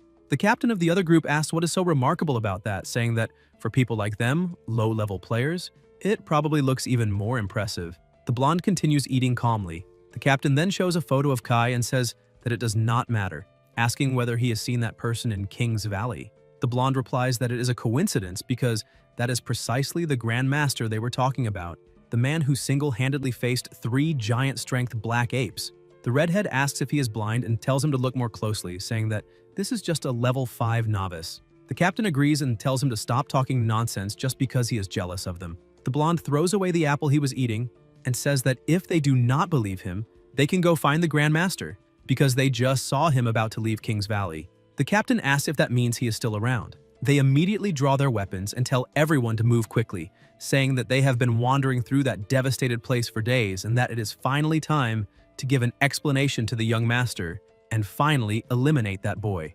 The archer asks whether they are really going to pick a fight with the Grand Master, and the mage comments that, judging from his aura, it is clear he's a low-profile master who practices seclusion, adding that people with arrogant attitudes usually end up as cannon fodder in stories. At that moment, the exit of King's Valley is crowded with people. A voice complains about having bad luck and asks why they did not encounter a single black ape that time, saying they heard there was a forest fire and that everything was burned. So now all that remains is to wait for them to respawn before entering again. The companion agrees, saying that in any case, everyone has to wait, since it is not as if someone could have cleared everything alone. At that instant, the protagonist, the very person responsible for clearing the entire area, passes by thinking that after defeating the black apes in 3 days, his level rose to 10, and he obtained 19 elite treasure chests, finally able to return to the city of Sheng to sell them. Suddenly, someone tells him to stop right there. Jiang turns around and sees the captain accompanied by his team, saying that he hid for so many days and made them search everywhere. The people around are shocked and ask what the hell is going on, questioning whether that is not the 5 Falcon squad of the Huang family's Black Tortoise Guild, and how that boy managed to attract the attention of such an elite squad. Kai asks if they are talking about the Huang family, if that is the Black Tortoise Guild, and if they were sent by the Huang family to find him. The captain replies that he is asking the obvious and questions whether he has already forgotten whom he offended during the beginner test, saying that as an insignificant piece of trash, he dared to offend the young master. He states that they are there to take his life. The protagonist moves swiftly and replies that during the beginner test, Huang was the one who attacked first and that he merely fought back, asking whether they are sure they want to attack him. The team advances without hesitation, saying they do not care about who is right or wrong and asking whether he knows what the reward for this is. Jiang begins to release flames around his body and says that since they chose to ignore right and wrong in exchange for profit, then he no longer needs to hold back either. The warriors dodge and the captain comments that not a single projectile hit. He asks whether that small flame was his ability. The girl says that now she truly doubts that the young master was finalized by that trash, because fighting with ordinary flames with such low damage is embarrassing. She thought he was strong and even mocks him, asking if that was meant to light cigarettes for people. The protagonist says that those flames are a bit weak at the moment and asks whether he could increase their damage a little. The flames immediately intensify, triggering a massive explosion. The warriors grow worried about the captain, but end up being burned alive. The others, even while facing flames that previously seemed weak, are also consumed as the damage keeps increasing due to the huge explosion. The system notifies that the explorer Jiang annihilated the 5 Falcon squad and can plunder the team's experience. People around ask what is happening to this world. Kai comments that since everyone was in such a hurry to offer themselves up, he will accept this filial offering. The crowd is utterly shocked and asks what the hell he is, and whether this boy really wiped out the 5 Falcon squad by himself. They state that these were elite level 20 squads, and that if they had not witnessed him eliminate the team with ordinary flames, they would have thought it was all staged. They wonder who this boy is, and when they press their wrist devices, they realize they cannot see his attributes, questioning how that is possible. Some speculate that he must be a great fire mage using items to block external detection, while others agree, saying that must be it, even claiming that he could very well be the god of fire. The protagonist thinks that he leveled up twice and is now level 12, and asks the artificial intelligence why it cannot detect all of his attributes. The AI replies that, due to the gambler's doubling talent, many bonus attributes have increased, creating an enormous stat gap between him and others of the same level, making evaluation via external wrist devices impossible. Jiang asks if that is really the case and concludes that it is good they cannot detect him, as it prevents attracting envy and unwanted attention. At the item exchange post in the city of Shang on Ghost Star, a voice says that he would like to sell the equipment he obtained. The attendant, drowsy and leaning on her arm, wonders whether another poor novice showed up again and imagines that her performance today will be terrible once more. Kai says he does not have much and asks her to calculate the value. The attendant questions how much someone who looks that poor could possibly sell, until she widens her eyes upon seeing the numerous finalization cards. The protagonist explains that the stack contains dozens of giant strength black ape corpses he obtained, in addition to that batch. Jiang then shows the chests and says they are the 19 elite treasure chests he acquired, asking whether she can still see them and how much everything can be sold for. The attendant, eyes wide, wonders whether this young man is from a hunting factory and why, when others sell items one by one, he is selling everything in batches. She quickly straightens up, grows excited, and tells him not to worry, saying that by coincidence she is the best seller there and will calculate everything that very day, thinking that an important client like this must be secured at all costs. She starts calculating on the calculator, breathing rapidly, and reports that for this important client, the corpse cards can be sold for 10,000 yuan, while the elite treasure chests and their contents can be sold for 170,000, bringing the total to 180,000 Ghost Star coins. Kai is shocked when he remembers that Ghost Star coins are the common currency of that world and that one Ghost Star coin can be exchanged for 10 Sheng coins. Doing the math, he realizes that comes out to 1,800,000, enough to cover his brother's medical expenses. He realizes that the bet he made with Commander Wei to take good care of his older brother has also been fulfilled, making it unnecessary to join the army and allowing him to return to Earth to arrange his brother's hospitalization. At that moment, someone asks him to wait and says it is the same person who asked to read his fortune last time, reminding him that she recommended going to King's Valley, where he clearly had an excellent harvest and even ended up fooling some ill-mannered people. The protagonist confirms that going to King's Valley truly helped him a lot, thanks her, and the seer asks whether he could grant her a small favor because of that. Jiang replies that of course he can, since she helped him so much. Yan says that this is great that she herself wants to join his team, and asks if he can allow her to fight alongside him from now on. Jiang simply walks away and says goodbye, telling her until next time. The seer asks if he is leaving already and comments that he is really very pragmatic, saying that, as expected, there is nothing new about him. After all, he is a character considered trash by the military, so why would anyone want him? She says she knows he likes free things and asks if he wants the equipment she is using. She says she can give everything to him for free since this might be the last time she enters Ghost Star. Kai asks what she means by last time, questions whether she is also poor, whether she plans to quit the game for good, and whether she no longer wants to make money in Ghost Star. Yan replies that she does want to, but cannot earn anything, and asks what team would accept someone who can only divine things during battle. She explains that back then, when the military classified Feng masters as powerful professions, she followed the trend, reached level 20, and became a seer. However, the initial talent of a Feng master only enhances perception of time, location, and harmony, and after becoming a diviner, she gained only the divination ability. Later, when the military realized that seers had no practical combat abilities, they were abandoned. Because they were too weak, no one wanted to team up with them, causing their levels to stagnate. With no one to form teams and hunt monsters with, they could only wander Ghost Star every day. If they returned to Earth to scavenge or do manual labor, at least they would not be left without resources. The protagonist comments that this would be very difficult, saying that his brother's body could not endure that and that she, being a girl, would also not be able to withstand it. Yan asks what she should do if she cannot handle it and says that on Earth she has a younger brother and sister, being the only pillar of the family, with no luxury of collapsing. At that moment, Jiang remembers his older brother who, even exhausted, always said he could handle it. Kai thinks that back then his older brother was the same, wanting to develop Ghost Star and swearing to defeat the beast god in the future. But after adopting him and his sister, he became afraid that no one would take care of them, gave up the opportunity to come to Ghost Star, and ended up pushing his own body to the limit. The seer asks if he wants her equipment, and says that if he does, she will go to the warehouse to fetch everything, since in any case she needs to return to deal with real life. And this time, she intends to disconnect permanently. The protagonist asks her to wait, gives his name, and says that she is logging out now, but not permanently. He says that the next time she logs in, if she can still find him, they can form a team. Yan is completely stunned, starts trembling, and asks if he is serious. Jiang keeps walking and replies that if he lied to her, he would never make money in his life. The seer, with tears filling her eyes, says that he is far too stingy and cares so much about money that if he dared to say that, then it must be true. She runs over to hug him, saying that he is really a good person. Kai blocks the hug and asks what she is talking about. At the slum residence, the protagonist tells his siblings that they no longer need to work because he earned money. The two get excited and ask if it is true.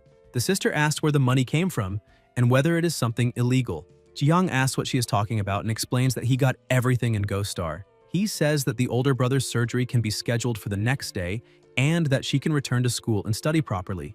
The older brother comments that this time it must have been very difficult for him. Jiang replies that it is nothing, that compared to the effort his brother put into raising two orphans, this is not even worth mentioning. He tells him not to worry because the brother was always the one who worked hard, but now that he has this ability, he will ensure that everyone lives a good life. They toast to celebrate until the phone rings. It is the commander who says that he won the bet and asks if he has time now, informing him that he will send someone to pick him up later to show him something, and telling him not to forget to go. Outside the safe zone of the Shengyao realm, on the battlefield of the beast god, everything is in ruins, with collapsed buildings everywhere. The protagonist comments that after so many years, he wonders if the city where he lived as a child became like that. At that moment, Jiang notices something strange and says that he does not understand why he was summoned. An extremely loud noise echoes, more buildings begin to collapse, and a giant monster approaches.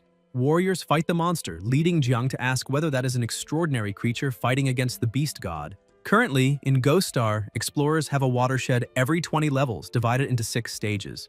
Explorers from level 1 to 80, although they can become stronger after advancing and undergoing job transfers, have their power limited, being able to use it only within Ghost Star. For extraordinary beings, however, the situation is different. When an explorer enters the stage between level 81 and 121 and becomes an extraordinary being, a qualitative change occurs because the power that previously could only be used within Ghost Star undergoes a transformation. An explosion occurs and the 3 warriors stare at the scene, all enveloped by an extremely powerful aura. The emergence of this surreal power represents not only a huge revolution in the military history of humanity, but also the greatest challenge it currently faces. As the most effective means of combating the beast god, the 3 warriors attack together. The protagonist comments that it is extremely strong, and Wei confirms that it is, asking whether he knew that this was only an ordinary beast god, and saying that they still have to deal with enemies of this level. He states that they have already sacrificed 2 extraordinary beings. Jiang is surprised to hear this, and the commander says that humanity's situation is not good, telling him not to forget to remain vigilant just because he spent a long time in the safe zone. He adds that Jiang won the bet this time, that he will honor the promise and will not force him. As for the Huang family, he says that he personally warned them not to interfere with him. He says it may seem strange that Jiang is receiving so much attention, but that he trusts his own intuition, because he feels that Jiang may become a great powerhouse in the future, perhaps strong enough to help the entire city. At that moment, it begins to rain and the three warriors manage to eliminate the beast. The commander continues, saying that in this apocalypse, his only wish is to protect his family. After all, joining the army means going to the battlefield, and the battlefield is truly dangerous. He states that the rise and fall of the nation concerns everyone, and that someone must stand up to fight these monsters. Perhaps one day, he himself will fall on the battlefield, but as a citizen of Shang, if he can give his life for the country and for everyone, he will do so willingly. He asks Jiang not to interfere with his choice, but hopes that if the city is in danger in the future, when Jiang has the ability, he can fight for Shang.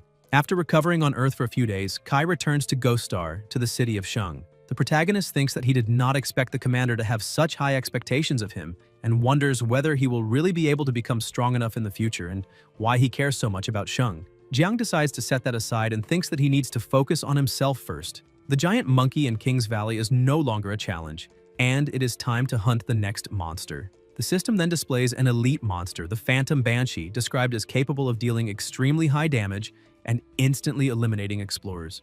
Its attacks have a fear effect and it has a ghostly appearance. Fear induction. The Banshee's scream immobilizes explorers within a 10-meter radius, causing intense fear.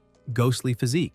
Only attacks originating from a distance of up to 10 meters can deal damage to the Banshee. Kai assesses that it is an extremely powerful monster, because within 10 meters it can instantly eliminate through fear, while beyond that distance, it becomes invulnerable. The protagonist sighs, walks away, and thinks that this monster seems far more troublesome than the giant gorilla, and that he will need to find some teammates. The seer is also there, sleeping while standing, completely exhausted.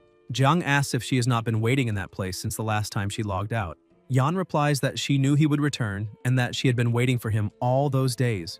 Kai says that he will always remember that. The seer asks if they are going to hunt monsters now and says that she found a very competent teammate for him, calculating that he would be useful in helping with the hunt, asking whether he wants to meet him. Kai asks whether he is really useful in hunting monsters or if he's just a drunk. At that moment, a young man approaches with drinks hanging from his clothes, saying that his name is Ruin Yu and that he is a drunk. The protagonist immediately runs away, saying that he does not want him. The seer comments that he is still so pragmatic and asks him to take the teammate along, saying that he is hardworking and very obedient. Ruin remains watching in silence.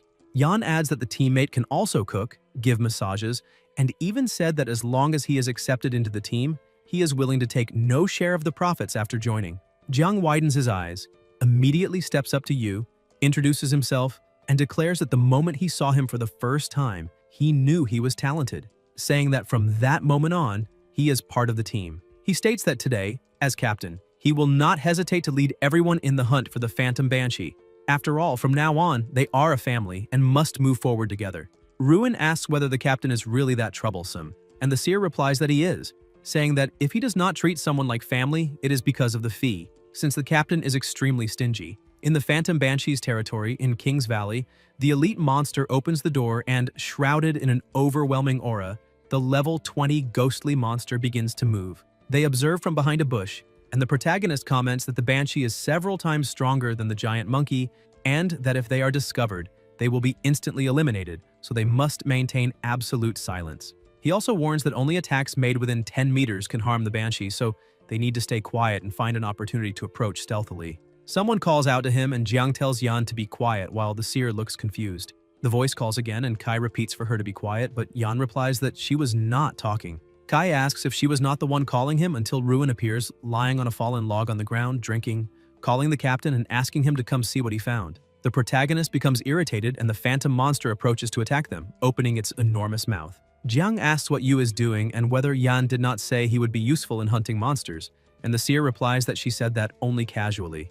The phantom releases its fear-inducing scream, the surroundings become strange, and the system notifies an abnormal status, fear state.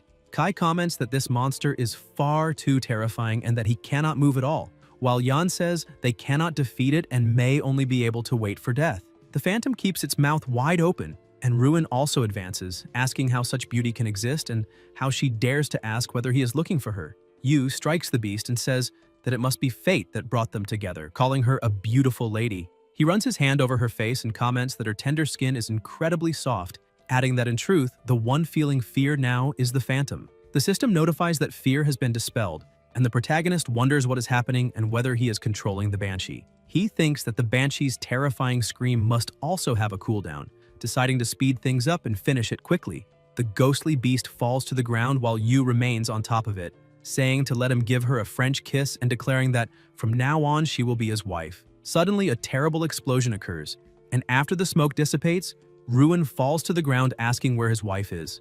Jiang says that it is already over, and the seer comments that the captain defeated the elite banshee with a single blow. Yu kneels on the ground and calls them monsters for blowing up the wife he had just married, saying she was the only love of his life and that he will never love again. The protagonist asks whether he usually has episodes like that when he is drunk, and Yan replies that he does, saying that he is an incurable drunk, unable to avoid alcohol and prone to becoming even worse when drunk. She goes to retrieve the banshee's elite treasure chest and corpse card, while Jiang thinks that Ruin was also affected earlier by the banshee's fear scream and wonders why, even while affected by fear, he managed to counterattack. He reflects that the most detestable aspect of drunks is the loss of control over consciousness, but that this seemingly fatal flaw might allow one to ignore the banshee's fear, concluding that this means something important. The seer approaches with the chest in hand, and Kai thinks that Yu is simply a natural artifact used to draw the banshee's fear scream. Yan, confused,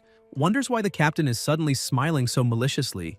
In another banshee lair, the phantom approaches. Someone moves quickly, and the monster notices. The protagonist orders his partner to advance, and Ruin charges forward. The phantom releases its fear scream, but Yu keeps approaching, asking why she is drooling when she sees him, and whether she desires him, saying that by coincidence, he also desires her. Ruin hugs her, and Jiang thinks that this is perfect because the ability has indeed been refined, and now they can attack up close. Yu, mounted atop the phantom, says that upon meeting her, he fell in love again and that tonight they will rekindle the small flame of love. Kai releases his power against the enemy, causing another explosion. Yu remains standing, calling them damned once more for blowing up his fiancée, before collapsing to the ground, knocking his head. The protagonist says they need to hunt the next banshee quickly before he sobers up, and the seer agrees. Over the next 3 hours, another explosion occurs, and Ruin shouts for them not to blow up his new wife, saying that his 23rd wife has once again been destroyed by those two beasts, while the two of them open yet another treasure chest. Meanwhile, Jiang keeps blowing up ghosts and collecting chests, saying that this is incredible, because he never imagined he could obtain 35 elite banshee treasure chests thanks to Ruin, completely wiping out all the banshees in King's Valley. Yan says she never imagined efficiency on that level. Jiang comments that after eliminating 35 elite banshees, he himself leveled up twice, reaching level 14, and that the only price paid was a broken-hearted Yu. Admitting that Yan was right to say he was useful, Yan agrees and says they can consider this a way to help him develop psychological resilience after breaking up with his girlfriend. Ruin asks what training psychological resilience is, and says that the two of them are real scoundrels.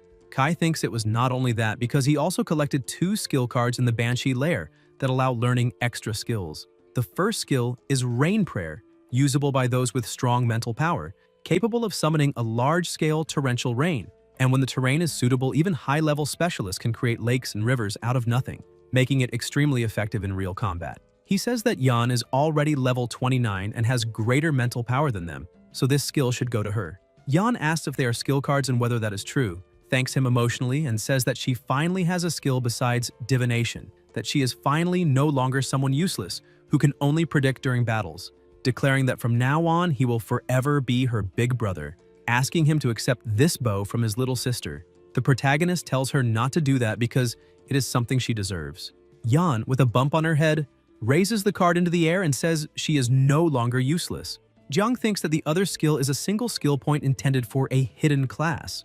The system notifies that by using this skill point, it is possible to activate an additional skill for a hidden class, but that this skill can only be used once and will disappear afterward.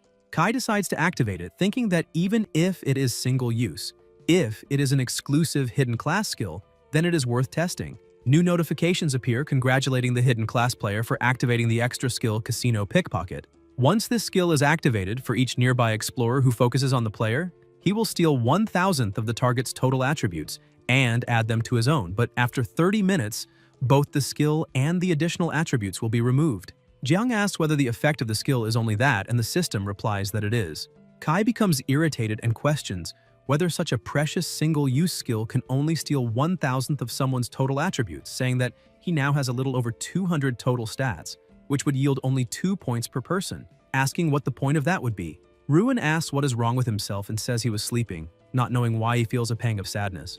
The seer asks if he forgot that he lost more than 35 wives the night before. Yu remembers what happened, starts vomiting, and apologizes to the captain, saying that he is being a burden because as a drunk he cannot stop drinking, and that if the captain is not satisfied with that, he can leave the team. Someone approaches bringing equipment and the protagonist asks what he is talking about, saying that he was a hero that night and that the equipment is his, stating that without him they would probably have been instantly eliminated by the Banshees countless times because he is the essence of that team. Ruin refuses, saying that just letting him join the team was already enough. Jiang insists that he accept it, saying that he will not mistreat a teammate no matter what happens, and that besides, the partner will also receive some equipment. The seer looks at him as if facing a prince, with a flower in her mouth, calling him to go get the equipment as well. The two ask together if this is real and say that they will follow him from now on, in life and in death. At the item exchange post of Ghost Star, a voice comments that another important client has arrived and that this is incredible because that day the total value of Monster Corp sales and treasure chests reached 840,000 Ghost Star coins. The protagonist thinks this is excellent and says that this is equivalent to 8.4 million Holy Radiance coins, more than enough to cover the future expenses of his brother and Yingzi. In the locker room of the trading post, Jiang thinks that not only are their living expenses now secured, but after selling the spoils of war, he also ended up with 2 extremely useful pieces of equipment. One of them is the Night Hunter trousers, which form a set with the Night Hunter cloak he obtained earlier, allowing stealth and the ability to pass unnoticed. The second item is the Phantom Leather Armor, capable of vanishing at critical moments to avoid fatal attacks. The effect of the gloves has also been identified, and the flames on them truly can inherit critical damage, making them a genuine divine artifact. He feels far stronger than before and believes that even if he were to face explorers of level 20 or above, he has absolute confidence that he could win. Ruin runs over and says that he modified Chasing Fate for him, explaining that he needs to observe the effect first. Jiang looks at him in shock and asks what he is doing, questioning whether this is some kind of revenge for having blown up his 35 wives. The weapon approaches Kai's face dangerously and Ruin tells it to come back, making it instantly return to his hand. He explains that he noticed Kai often needs to recover Chasing Fate during combat, which is very problematic. So he added a powerful magnetic function to the weapon. Now, after throwing it, it is possible to use a magnet to pull Chasing Fate back. The protagonist becomes excited and asks if this is serious, whether this means he no longer has to worry about the weapon's recovery time. Moreover, he realizes that when Chasing Fate is pulled back, it can also deal damage to targets while flying. He did not expect Yu to be a modification genius, and Yu replies that he learned everything by himself, asking whether it is really that good. Jiang answers that he swears to God. At that moment, a sound is heard and it begins to rain. Kai asks what is going on, and Ruin asks whether he is lying to himself. The seer approaches and says that she learned the basics of the rain prayer, although it still does not seem very useful. The protagonist asks how that skill could be useless, and tells her to look at the people around them, who are all hiding from the rain because of her. He explains that if she can intensify the rain to the point of seriously hindering the enemy's movement, they will become living targets, and she will be able to eliminate whoever she wants. Yan asks if this is serious, and whether it can really be that useful, saying that she will definitely practice the rain prayer diligently. Jiang thinks that now that Yu can participate directly in battles and she has the rain prayer, not only he, but the entire team has become much stronger. Some warriors pass by complaining about the rain, saying that all the equipment they were carrying to the island got soaked, and asking whether the Huang family will punish them for being late. Kai hears this and starts wondering about the Huang family, so he asks them to wait, calls out to the 3 older brothers and says that since they mentioned the Huang family, there is something he needs to ask. The warriors mock him, asking whether his family has no internet access, and explain that the Huang family's Xuanwu Guild will take 200,000 people to Everfrost Island to hunt a king-level boss. They say that defeating this boss could help expand the country's territory in Ghost Star, and that besides the Huang family, many other explorers will be participating to eliminate the monsters. They state that everyone bears responsibility for the rise and fall of the nation, and ask whether he does not even know such important news, telling them to hurry up, because if they keep paying attention to an idiot, they will be punished for being late. The protagonist wonders whether the Huang family is really hunting a boss in the name of the country, and whether that means Huang will also go. He thinks that now that the beast god is devastating the earth, Every country can only resist by obtaining resources from Ghost Star. However, the resources of Ghost Star are occupied by various bosses, and only by defeating these bosses can territories be expanded and supplies obtained. Monsters in Ghost Star are classified by levels, from the lowest to the highest, and among them, king-level bosses are terrifying existences that require hundreds of thousands of people to fight together. He wonders whether the Huang family is truly leading the Xuanwu Guild to contribute to the country's war effort. Jiang continues reflecting that perhaps the Huang family has truly reformed and become people who care about the world, as Commander Ji said, but the rise and fall of the nation concerns everyone, and someone must stand up to face these monsters. He asks himself whether, since Huang is doing this, he too should go to Everfrost Island and contribute to the country. Ghost Star Island, Everfrost. Kai and his team walk forward, and the seer comments that he comes and goes whenever he wants, asking whether he did not buy any suitable clothes for the cold. The protagonist replies that at the beginning he did not expect it to be this cold. Someone shouts, asking what kind of idiot team they are and whether they do not know that one cannot walk on the lake before the battle begins. Jiang replies that this is also their first time there and asks why they cannot walk. The warrior snaps back, asking what kind of novices they are, and explains that, as everyone knows, the bottom of Everfrost Island is a monster lair, questioning whether they do not know that walking on the ice like that will disturb the sirens swimming below. At that moment, a monster rises from the ground, revealing a bipedal triton of level 22. They are startled and ask what that is. The warriors call them idiots and say that a level 22 triton requires at least a team of 20 players to be defeated. They remind them that tritons are specialists in close combat, and that once entangled by one of them, especially at close range and at that level, the situation is practically a guaranteed execution. The two become worried about the captain. The monster charges forward, and the system notifies that the phasing has been completed. The protagonist comments that he thought it would be something impressive, but in the end, it was just a detail. Jiang attacks the Triton, causing a huge explosion. The warriors are shocked and ask whether he simply avoided the inevitable close-quarters combat, saying that a level 22 Triton, which would require an entire team, was instantly eliminated. Jiang comments that after stretching his muscles, he's no longer cold. Kai thinks that his current strength is 76 points and that, counting a critical hit, this represents at least 15,200 damage, without even considering the critical damage bonus from Chasing Fate. Even making a conservative estimate based on his current minimum critical damage, his damage is already at a level 20 tier, whether against monsters or against other explorers. The system notifies him to retrieve it into storage, and the protagonist also thinks that neither of the two would be able to withstand a single critical hit from him. The seer says that she collected the Triton's corpse for him.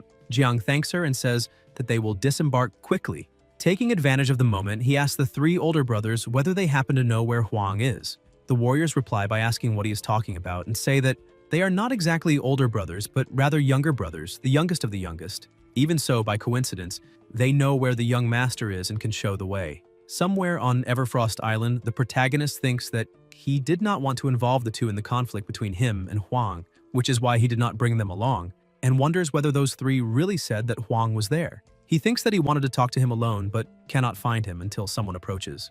Jiang looks and realizes that it is Huang. He says that after hearing that Huang came to hunt the boss for the good of the country, he began to see him in a different light and thinks that they can set aside past grudges, saying that he is also willing to contribute to the efforts on Everfrost Island. At that instant, Kai notices something. It is Huang trying to strike him, but the protagonist manages to dodge by a narrow margin. He asks what Huang is doing and says that he came to reconcile. Huang sneers, asking about reconciliation, and says that he was the first one eliminated by him, that he went through so much psychological therapy after that, questioning whether he now thinks they can simply reconcile like this. He states that he knows how much he desired revenge after being publicly eliminated last time and says that the military ordered his family not to touch him, asking how that could be accepted. Wang says that he voluntarily joined the campaign to hunt the king-level boss, and that he wanted to use this merit to pressure the military into no longer protecting him. Jiang asks whether his objective in hunting the king-level boss was only that. Wang answers that it was, but that he did not expect him to come looking for him. He states that, in any case, with the great battle approaching, he can defeat him first and then use the military merits obtained by defeating the boss to atone for his sins before the army. Kai comments that he was overthinking things and did not expect him to still be so petty, but says that if they want to eliminate him, they had better come all at once. After all, the Falcon 5 squad was annihilated by him alone. The warriors respond that he only eliminated the Falcon 5 squad because he had the secret protection of the military. They claim that the young master is at level 10, equipped with a full rank S set, and ask why they would need help to eliminate him, until some warriors ask them to wait and question how that boy is at the same level as the young master, having reached level 14 so quickly. At that moment, an explosion occurs. Huang begins to burn and asks what is happening, while the other men around him also panic, questioning what just happened. The protagonist says that the young master is already doomed and that if he does not want to end things this way, then he should not stand in his way. Huang is engulfed in flames and claims that he has not yet been finished, explaining that his equipment can cap his HP at 1% and prevent instant execution, but that he has already reached the limit. He tells the two of them to hurry up and finish him off, making sure to torture him until execution. Jiang asks whether they really still want to throw their lives away and comments that this is perfect, because he will test chasing fate with the upgraded magnetic core. The weapon is thrown, but the warriors manage to dodge and mock him, asking whether he threw so many darts and missed them all, what kind of aim that is, and whether he is not getting scared, with his hands trembling just because they are around level 30. They advance, and Kai, with a terrifying aura around his body, says that he has never heard of that and asks whether the nail that sticks out really is the one that gets hammered. Flames spread and a terrible explosion occurs. The warriors watch in horror and ask how those darts came back, how that boy, being only level 10, managed to do that. One of them, fallen to the ground and completely burned, screams for them to finish him immediately. The protagonist advances and says that it is not over yet. Jiang throws the dart again, striking the opponent head-on, as flames spread around his body and trigger another huge explosion. The other two warriors panic, asking what kind of ability that is, how the damage can be so high, and whether that boy is some kind of weak god in disguise. Huang curses them as idiots and asks whether they cannot see that he excels at long-range attacks, ordering them to attack together, since the two of them only need to get close to him.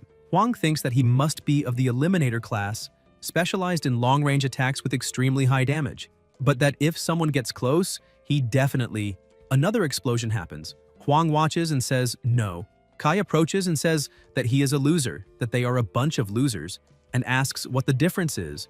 Huang, seized by panic, says that this is impossible, that the level difference is huge, and asks how he did that.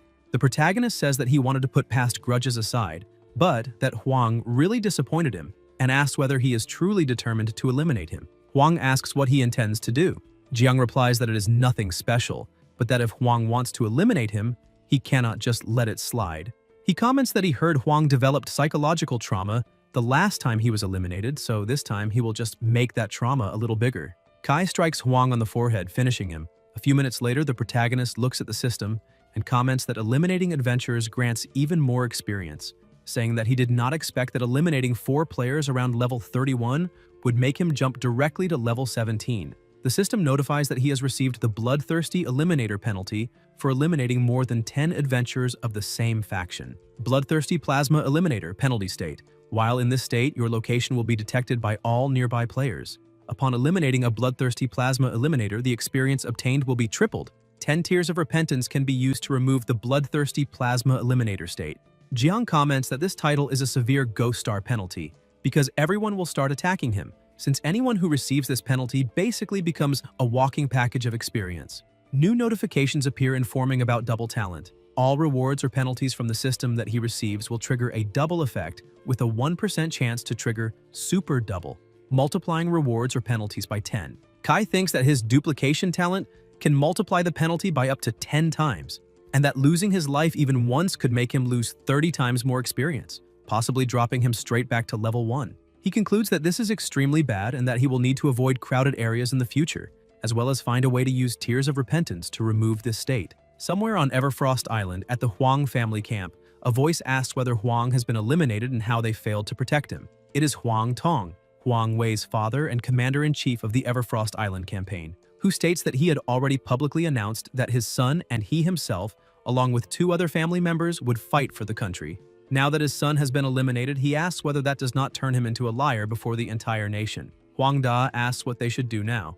Tong slams his hand forcefully beside the chair and replies that they must attack immediately, that they themselves will defeat the king-level boss, and once they succeed, they will use military merits to pressure the army into stopping its protection of Jiang. He declares that, until then, that boy will pay the most brutal price. Half an hour later, somewhere on the island, the seer asks the captain why he received a new title, and Ruin asks whether he has become a bloodthirsty plasma eliminator. The protagonist tells him to shut up and not expose him. saying there is no time to explain what happened, but that in short, he picked a serious fight with the Huang family and they need to leave as quickly as possible. At that moment, an extremely loud sound echoes, and they ask what that noise was. Yu wonders if it is a war horn and why it would be sounding now, while Jiang asks himself whether it is possible that the Huang family has started the war ahead of schedule. Yan points forward and tells them to look, because the ice on the frozen lake begins to crack, and the rumbling continues. Something approaches, revealing numerous monsters, and they watch in shock as something moves at high speed. They are monsters of another species, and among them appears the king-level boss, the frozen Triton Lord King rank, with its current HP still at 100%. The seer asks if that is the boss. The protagonist comments that the pressure is immense, and Ruin admits that he is scared. Tong announces that the king-level boss, the frozen Triton Lord, has been drawn onto the battlefield and that everyone must prepare for combat, saying that if they win this battle in addition to generous rewards, they will help the Holy Radiance secure territorial resources against the wrath of the Beast God in the future. He states that whether now or in the future, everyone must give everything to achieve victory, even if it means being finished, because once the arrow leaves the bow, there is no turning back. And thus, the battle against a king-level boss officially begins. The monsters surge forward. Ruin suggests that they move up, and the seer comments that a battlefield with 200,000 people must be exactly what a fight against a king-level boss looks like. Jiang replies that no, because once the battle begins, the Huang family will not have time to worry about him. So they will stay there to witness the fight against the king-level boss and broaden their horizons. Soldiers charge toward a massive monster, a common bipedal fishman of level 25, and one of them shouts not to be afraid, saying it is just a stinking fish, and that with enough numbers, they can face it head-on. Suddenly, the soldier is dragged away, cries for help, and is devoured, causing the others to grow even more frightened and ask whether tritons really eat people. The seer asks whether a common triton is really that strong against adventurers, and Ruin comments that there seem to be many fishmen. The protagonist confirms it and explains that as long as the boss is not defeated, the fishman army will continue to spawn endlessly throughout the battle, and that the key to this confrontation is not the fight between 200,000 adventurers and the fishman army, but the transcendence and the direct battle against the boss itself. A soldier reports that a team of 8 has infiltrated the boss's area. The warriors begin to unleash their powers, and the leader orders everyone to give their all and adjust their states for peak performance. They advance together, causing a colossal impact. Yan comments that it is incredibly strong and asks if that is what transcendents are like, while Ruin says it looks like the boss is about to be finished. Jiang says he does not like how it looks. Kai activates ocular focus and comments that their abilities seem powerful, but through ghost focus he can see that they cannot even break through the boss's defense. The system notifies that defense penetration has failed. The soldiers are stunned and say they cannot pierce the boss's defense. An attack is launched, and the fishman strikes several soldiers at once, flinging them away, making everyone realize that the boss eliminated all the transcendents with a single blow. The protagonist wonders if that is the true power of a king-level boss.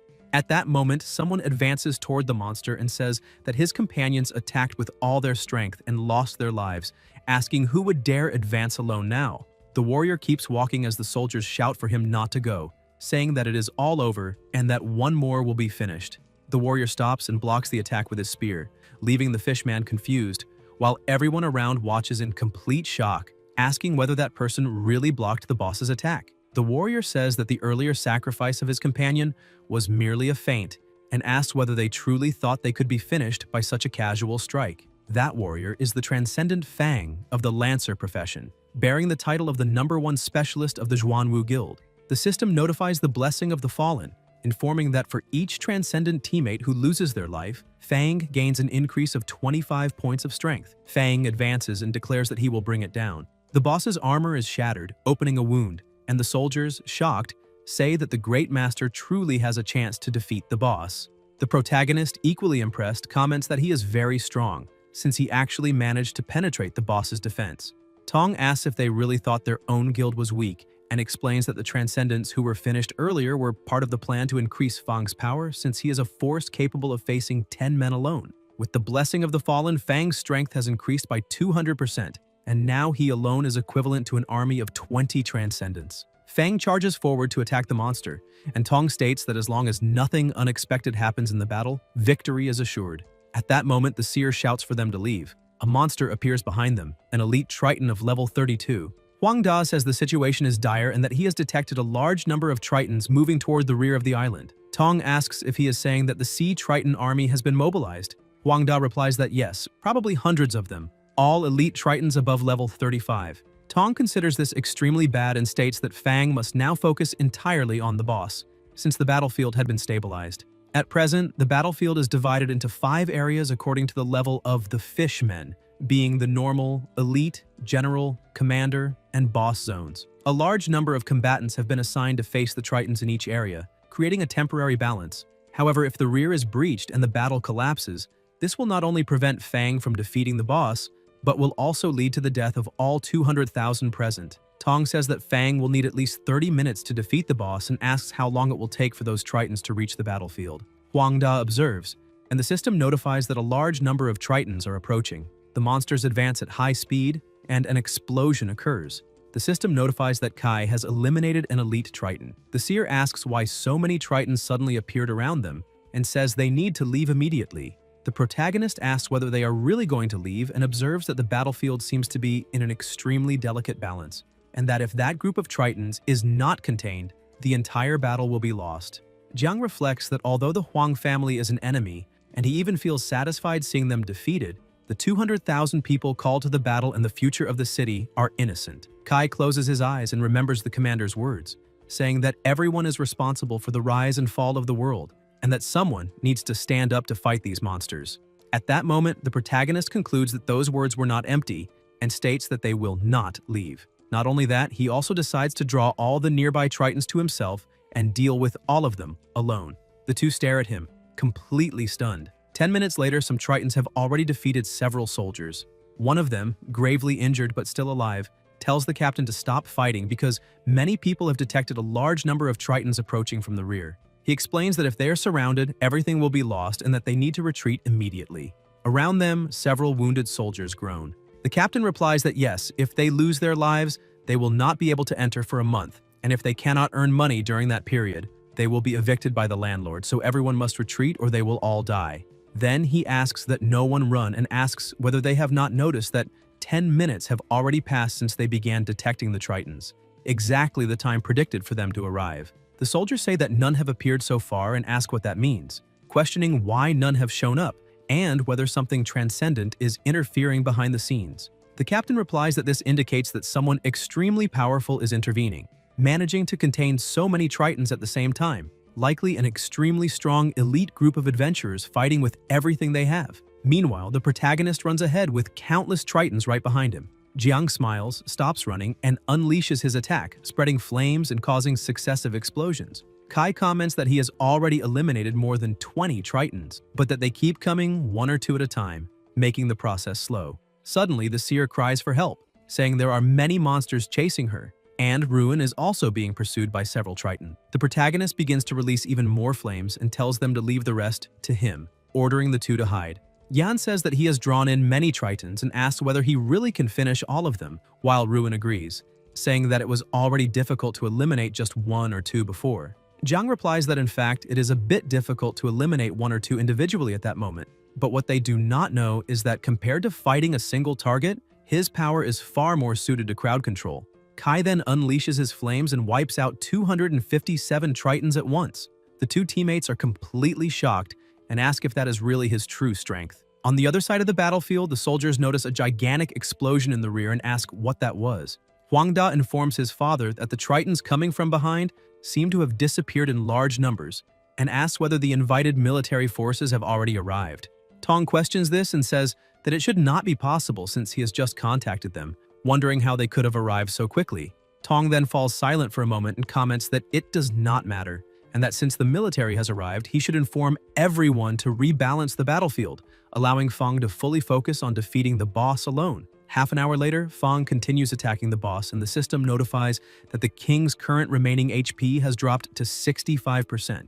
The soldiers cheer, saying that the boss's health has been reduced by 1/3, and that they now have a chance to win, until something moves, and it is the boss himself. Huang Da warns everyone to be careful because with 1/3 of its life reduced, the boss has entered the second phase, Fury. In the Fury phase, the boss's speed becomes so high that it is almost impossible to dodge. so Fang can only endure this wave of attacks head-on now, and whether they succeed in defeating the boss depends on this. Seeing the situation, Huang Da asked whether Fang will be able to withstand it.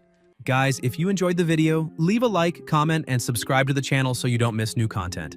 Thank you.